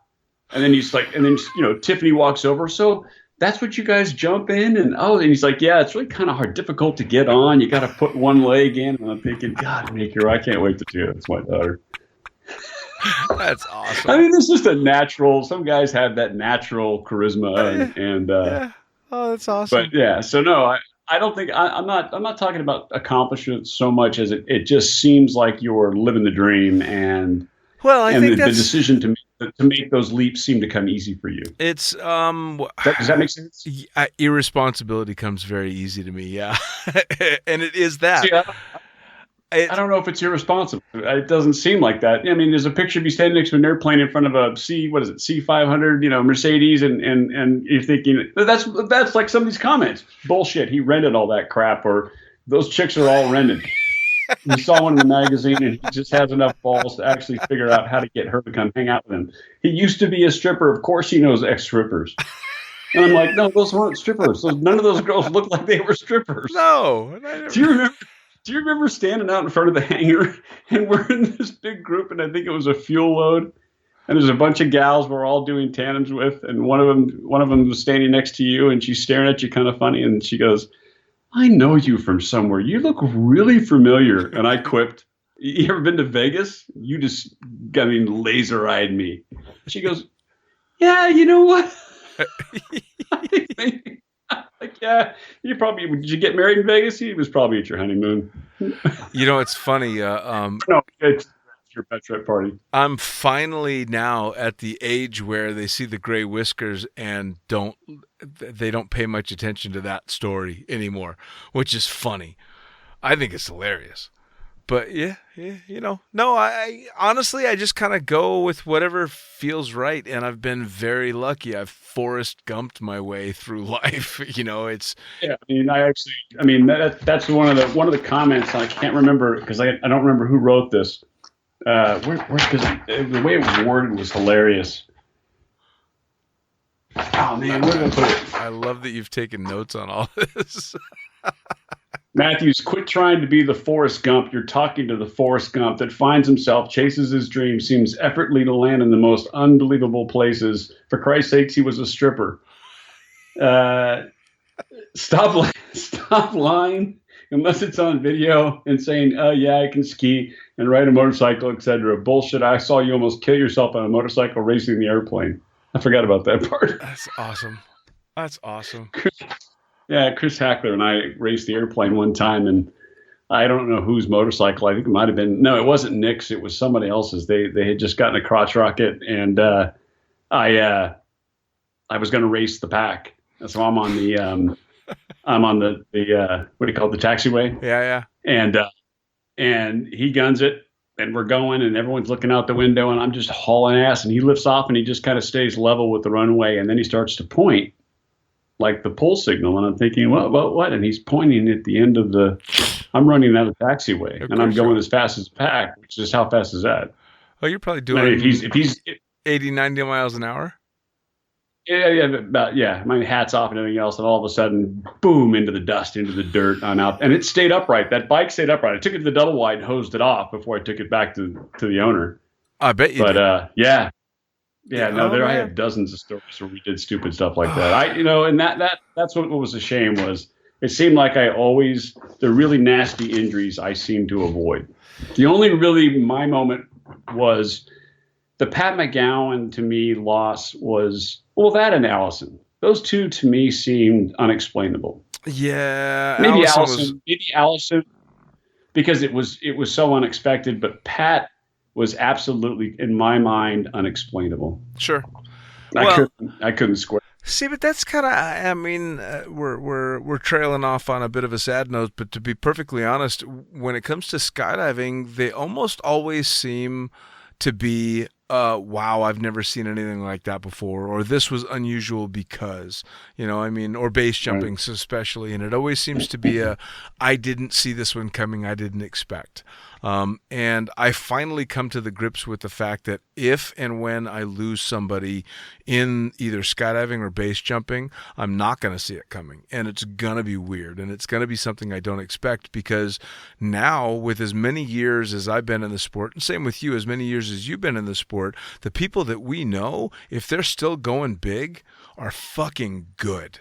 The people that we know, if they are still going that hard after this many years, are probably at the top of their game. So when you have someone that's at that level that doesn't make it through a jump, it's shocking, and it's got to be something crazy. That's what shocked me because I would see McGowan. McGowan had this amazing ability to track away from the skydive. It was crazy how far he could get away when everybody would break. One time I just filmed him to watch it happen. He had this way of sort of cupping his shoulders, and he would just disappear. I mean, the guy could track away from a skydive is amazing, but to have him have a proximity fatality like that, I'd never seen him pull anywhere near anybody. I'd never seen him play around in the air with anybody. I mean, obviously I didn't skydive with him that much, but usually we were all picking up our gear on the ground, and I'm, usually the last person down on the ground. It just seems to be that with the way that it works out with the way we jump or the load we're on. And then McGowan would swoop the entire length of Paris, or as much as he could, 12 feet off the ground. I mean, he wasn't trying to get a toe on the grass. He was just going over everyone's head at a safe level and just seeing how far he could get, across the whole damn thing. So it was just amazing to see that. And then I'd ask him why you do that. He goes, well, two things. One, I don't have to worry about the ground, so I can go as fast as I want. Right. I can play and learn and have a good time on the canopy. And it's great to see everyone hear me coming and turn around in shock and know that I'm 20 feet over their head. Sure. Yeah, for sure. So, I mean, it just to have him put himself in a situation, or to have him, maybe it was the other, I don't know. But to me, that was the one, that one caught me off guard and made me think, oof, there is a little bit of randomness to this. Yeah, no, there definitely is. And I just kind of, I've learned to expect the unexpected, unfortunately. And especially, again, because after so many years, most of the friends that I have in the sport have been in it for so long now. If they're still actively jumping, they're either workhorses, just doing their thing day after day, or they're pushing that envelope. And if they're the ones pushing the envelope, I mean, I hate to say it, but I'm not shocked anymore. It's been a long time since I've been truly shocked. Yeah, you just kind of go, oh, fuck. And you may be surprised at the circumstances, but the shock value's kind of gone out of it anymore, which is a shame.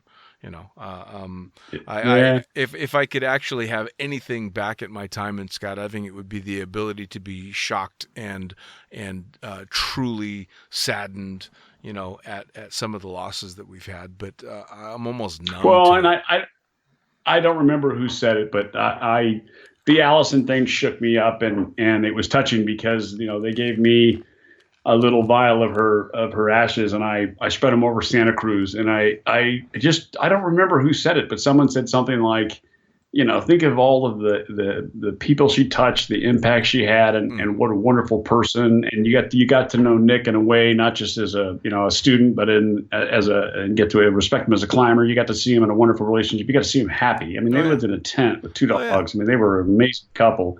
And then to have her go so suddenly, to really worry about it or to overthink it. I mean, you have to celebrate, because that smile that she had is infectious. Yeah, so that's what I think of. Well, and your version of Allison for me, and Allison was very important to me as well as Nick still is, but for me it was Donnie Brown. Right. Donnie Brown, out of all the people that I've had to say goodbye to in this sport, Donnie Brown was the one that just you had a really difficult time being sad for very long, because if you thought about him for too long, you'd end up fucking laughing, and you'd end up smiling. And to this day, my camera helmet is still painted the way that he painted it, simply because I asked him. He was a professional car painter, and I asked him, can you just throw a coat of paint on this helmet? I don't jump anymore, but it's beat up and I want it to look nice. I'm going to keep this helmet forever.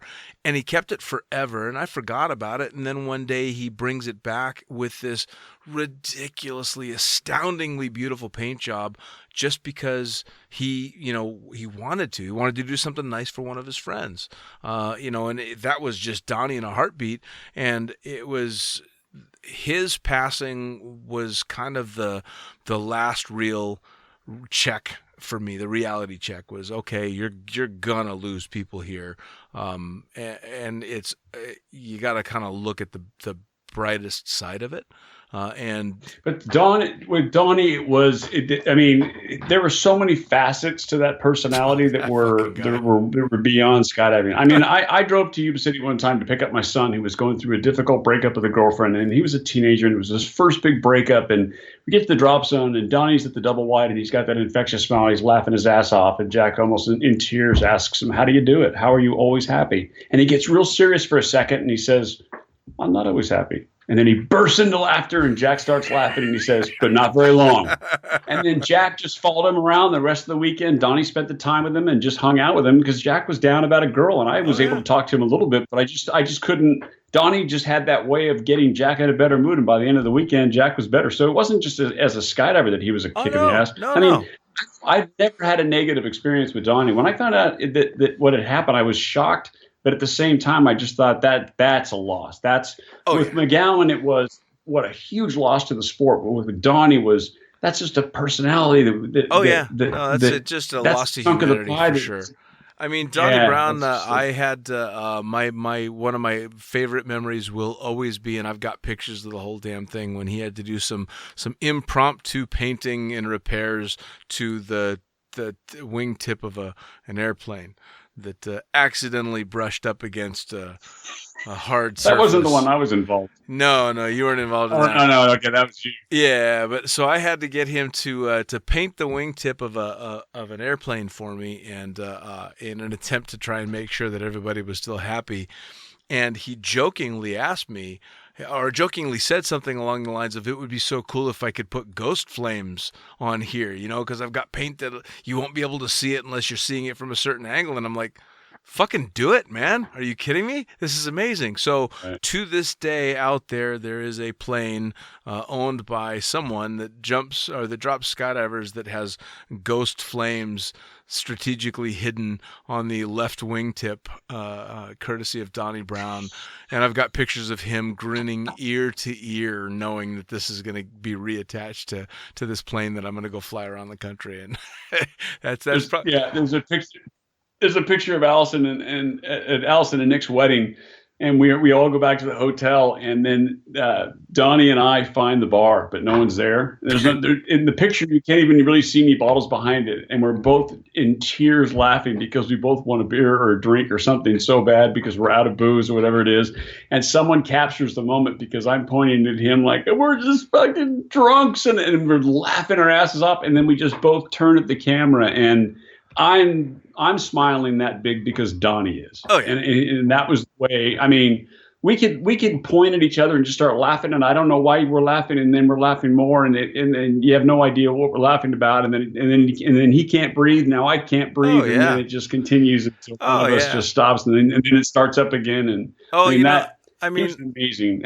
Over the years, I've said goodbye to a lot of people, and most of the time that goodbye is, a remembrance on Facebook or a telephone call or emails back and forth. But when we lost Donnie, I was living in the Caribbean, flying for Seaborne Airlines, and I got on a fucking plane. I had just gotten done with a major back surgery, and I was walking, and I put that together in the hangar. I remember that was one of the kindest things Ray ever did. Was I caught him in a bad mood. He was having a tough time with the aircraft, and I don't remember who he was working with, but it was a bad time for him, and I needed a hangar because I said we're gonna have a lot of people, and he wasn't put off with the fact that he wanted to have a memorial for Donnie. It was just a bad time, and I'd approached Jimmy because his hangar was right across from ours, and I remember his hangar was just full of airplane, and Aaron's helping to push all those out, and that's going to be a nightmare. And then Ray said, you know what, let me make a phone call because I actually think one of the big hangars on the end is empty. And we filled that thing full of chairs, and it was standing room only. Oh yeah. And it was an amazing experience, and I remember because I got on the plane in St. Croix in the Virgin Islands, and it took forever to get there, and I got picked up by Zach, who rest in peace, he's gone as well, in San Francisco, and then we drove to Davis for the event, and standing room only in this massive hangar, hundreds of skydivers and non-skydivers alike. And one of my greatest memories of the sport in general, and specifically for Donnie, was the him, fuck him. It was, and usually everybody screams him, fuck him, and it's a good laugh and this and that, and people were tears streaming down their face and laughing at the same goddamn time, and fighting off good and bad memories all of the time. I mean, literally hundreds of people in this hangar echoing him, fuck him, and all I could think was, Donnie would have loved that. He'd be pissing his pants right now if he could have heard that.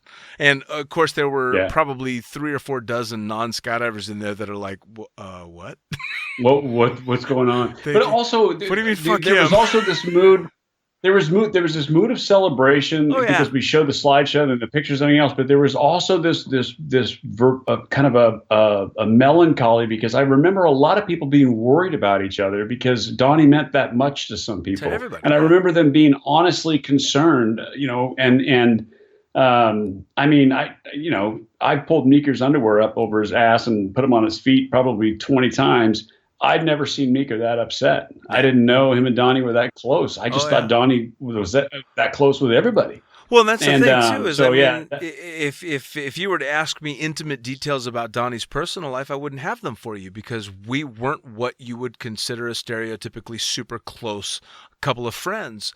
But I still loved him absolutely that much, as did everybody else. And the cool thing not to toot your horn, and not to interrupt you, but that he's also one of those characters that lived life large and lived it full. I mean, he was into everything from racing to motorcycles to you got God knows what, and always seemed happy. So there must have been some downtime, and I think that's why some of these comments that I got from our podcast last time, I think people look at you that same way because we're not always that amazingly jovial or have that kind of an impact. And I'm not saying you're the Donnie Brown. I mean, I've seen you in a mood sometimes where, I mean, I'm way too much of an asshole. One time just to kill a Packer just to make a point to the other Packer. It was kind of funny. But the point being is that there are some people that are just naturally happy, naturally have people that gravitate towards them. And then there's others that just seem to find themselves in some of the most amazing places. And you're seeming to find those people to talk to on this podcast, which I think is amazing. Because to us, we get to see different sides of people, like with Ray Farrell. I mean, I had no idea that Ray was relaxed in Florida and calm. That's been the greatest thing about this. Good. Yeah, that's been the greatest thing about this podcast is I'm going after people to interview on the podcast, not because I think they're going to be good for the podcast, but because I fucking want to talk to them. These are people that I want to hear their stories, and hopefully that comes through on the podcast. This is somebody I want to hear something from, and that I think has real value. But at the end of the day, this podcast is 100% selfish. This shit is for me. If someone else is enjoying this, that's fantastic. Good. Yeah, it really is. Yeah. This podcast is absolutely for me. If you're enjoying it, that's fantastic. If a bunch of people are listening to it, that's great. Otherwise, this podcast is something for me when I'm 110 years old. I get to listen to all these fucking cool stories again because this whole thing was just for me. And it's been a real privilege that I've been able to get some of the coolest people in the sport, ever to sit down and tell me their stories and their mentality and the way that they think and why they've approached this sport and why they love it and love the people involved and what goes into it. And so for me, it's just been a joy. This is. Well, we left it off last time with me hoping it gets bigger and hoping you get a sponsor and you become a micro influencer with the kind of thing. Now I'm hoping that you start. People start thinking of this as a forum for them to want to come to you and say, "Hey, I'd like to share." Because that when you approached me, I thought, I don't. There's just absolutely no way that I would fit into the caliber of the people that you're talking to. And then I kind of thought, what the hell? Give it a shot. I mean, he can edit half the crap out, but now we're talking about making barbells out of toothpicks and dude, man. I mean, that's it. Well, and I'll use that as a springboard. I'll absolutely tell people that are listening to the podcast, if you've got a fucking story to tell, I want to hear it, and I guarantee you other people do too. I say it at the end of and we could go back and forth for hours. I mean, literally, I've never been out told stories. People always have another version, or that reminded me of this, and that's the beauty of the bonfire. Yeah. Yeah. Oh, I love it when somebody tells my own story back to me, but different. Well, bring it back to 2020. What's the mood and the tenure and the not tenure? What's the tone at the drop zone now? I mean, you remember I've been away from the sport for a while, so I'm 2000. Well, I'm 88, 89 to 2010, 11. Sure, is my time frame. Okay, that's quite a while ago. So I'm not, and this is weird. Politics somehow finds its way onto Facebook, but it does not find its way. At least it didn't when I was around at the drop zone. So politics aside, what's the tone and party atmosphere? I mean, are people getting really serious and technical about jumping, or is it No, still man, a bonfire, it's still crazy ass? it's still the same, man. You've still got the jumpers that are fucking worried about that next point, and the jumpers that are just worried about having a good time. You got the jumpers that are trying to Do you fuck still get the everything guy that coming walks. in the Peterbilt? Do Yeah, you still get the guys coming in the Peterbilt belts and want to jump out the hangar? And you're like, oh Christ, we gotta Well, beat this guy out. those are few and far between. Those are special characters, and for those that don't know what Jim's talking about, you'll have to listen to the first Jim Mathews podcast. We go into detail on that one. Well, hey, as we're rounding the 2-hour mark, I'm going to get you to pick one last thing on your list that you want to highlight, because I know you made a fun list, and one last thing to hit before we sign off, because we're pushing our luck with skydivers if we hit more than 2 hours.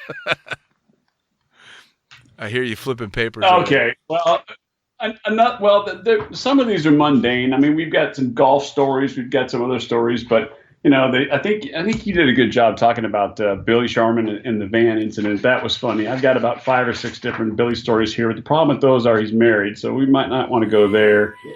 We got there's this one story. I'm sorry, Billy. Uh-oh. This is one story. Somebody comes from like the Quick Mart or whatever the hell it was, by the freeway. Yeah. Somebody comes in and they're like, "Oh my God, we just ran into some scruffy gal in pajamas." I mean, she looked okay, but she looked rough on the edges. She's walking around in pajamas saying she's looking for a drop zone. I think she's out of her gourd. And God, I'm working. Ryan and I, there's a bunch of people playing, the guitar game, and all of a sudden we're like, "Oh, you didn't tell her about Skydance?" And he's like, "God, no, that'd be the last thing I would do." And then about 5 minutes later, Billy walks in with her. He had stopped to get beer, puts her in the van, and just as he tails off telling us the story about this woman walking around, I mean, it was a young girl. I mean, she was got to be in her early 20s. And after Billy cleaned her up a little bit, gave her a shower. She looked pretty good. Took her for a skydive the next day. But you just finished telling us about this crazy woman wandering around in the parking lot looking for her drop zone. And then she comes walking in with Billy. I mean, Billy was that kind of guy that just seemed to find himself in those with that shit-eating grin. Yep. With a really good explanation. I mean, one of the stories that I think is we never talk about some of the pilot stuff that happened there, and we talk about you hitting on tandems and everything else. But Chris Hackler popped up on Facebook the other day, and he's doing great. I mean, when he first got to the drop zone, him and Diane, you talk about a great couple. What a supportive wife, and he knew what he wanted to do, like you. So he's chasing that career. And he shows up and he wants to build some turbine hours, and he wants to be build up some hours to be a pilot. And then his plan really was, and I'm going to go to a vacation resort somewhere and do whatever. That's what my goals are. Yep. So he decides he's going to fix the pack one night, and they take it down to the big hangar and they tear it apart. I mean, they've got the seats out and they've got everything out. But we went to bed, and then we keep hearing Billy and him coming into the kitchen. And you hear bottles and stuff clanking around, and then they disappear. Because remember, the double wide is attached to that large hangar. Right. And then pretty soon they're not being quiet about it. They're stumbling in. It's getting worse and worse. And finally we get out there, and they're just putting the pack back together. It's like 3 a.m. And it looked really good. They were putting the rubberized floors down and kind of redoing the seats and doing some other stuff. Yep. And then they drove the pack square out in the field between the taxiway and the runway and got it stuck. And broke the nose gear that Ray had just had repaired so it could actually make the turn. Yeah. Because before, I guess you're the pilot. I don't know. It quite couldn't make the turn unless you did it just right. So Ray had just had the nose gear done. And so rather than pull the pack to the drop zone, they decided to push the pack to the drop zone and pushed it right out into the field with the nose gear cranked sideways and busted it. Well, then Diane shows up to pick up Hackler, drives him home, puts him in bed. It's left to me to get the plane back and park it. I know how to drag the pack. And so I drag it back. I didn't notice anything wrong, and I didn't think to check anything. And we all loaded up for the load the next morning, and we got right on the numbers. And he throttled up and throttled it right back down. And apparently, I don't know what check you do to make sure you got a little bit of everything, but it only could turn one way. So that was, he was able to, the way we got in the plane, it turned that way, and then he got it to get onto the runway, but then realized it doesn't, that's it. It only turns that way. Oh, no. And it was, the happy thing about that was Ray still had all the other parts from the old, whatever the linkage and everything was over back at the other. But Hackler was hilarious. He would tell, I'm not drinking tonight. And then 2 hours later, of course, Diane's driving around in the Jeep trying to find him. Of course. But yeah, we had some fun stuff out there. Yeah, I remember having to change one of the tires of the packs the last day I was flying there wearing a skirt. Wearing that white summer dress. Yeah. You every plane I've ever seen, you treat it like it's your brand new car. Yeah, man. No, hell no. Are you kidding me? That shit's got to take care of me and all my friends. So yes, I baby the shit out of those airplanes. Polish them, keep them happy, man. So wrap it up with this. So you're going back to base camp, but I was thinking you were. So what else is on your bucket list? That's it, man. Curious. I mean, just for me. It's going to be Island Peak. Again, that's the bunny slope in Nepal. Just to see if I can do it, and one more trip out there because it was so fucking amazing. And then, man, it's going to be Bali on the beach. Bali on the fucking beach. Yeah, staying in one of the villas, and I think I've talked before about the villas that we've got in Bali. Myself and Junior, my semi co-host on the podcast, and we've got a couple of villas in Bali, and we Airbnb them out. But eventually, I don't want to Airbnb them. I want to stay in one of them, and that's it. Right. Beach time, man. Yeah. So a few more years of flying and shit like that, and then it's on the beach for me, surfing and pineapples and coconuts and relaxing. I got to find that picture of you and Brad from Australia. Yeah, that's when we were in Fiji. Fiji, and you sent us a picture, and everyone was just pissed, and then someone photoshopped it. Yep. Yeah, it was me and Brad there, and we photoshopped Neil's face bright red on the corner of the picture, saying "You're fired," because they jokingly fired us when we left for Fiji for the winter.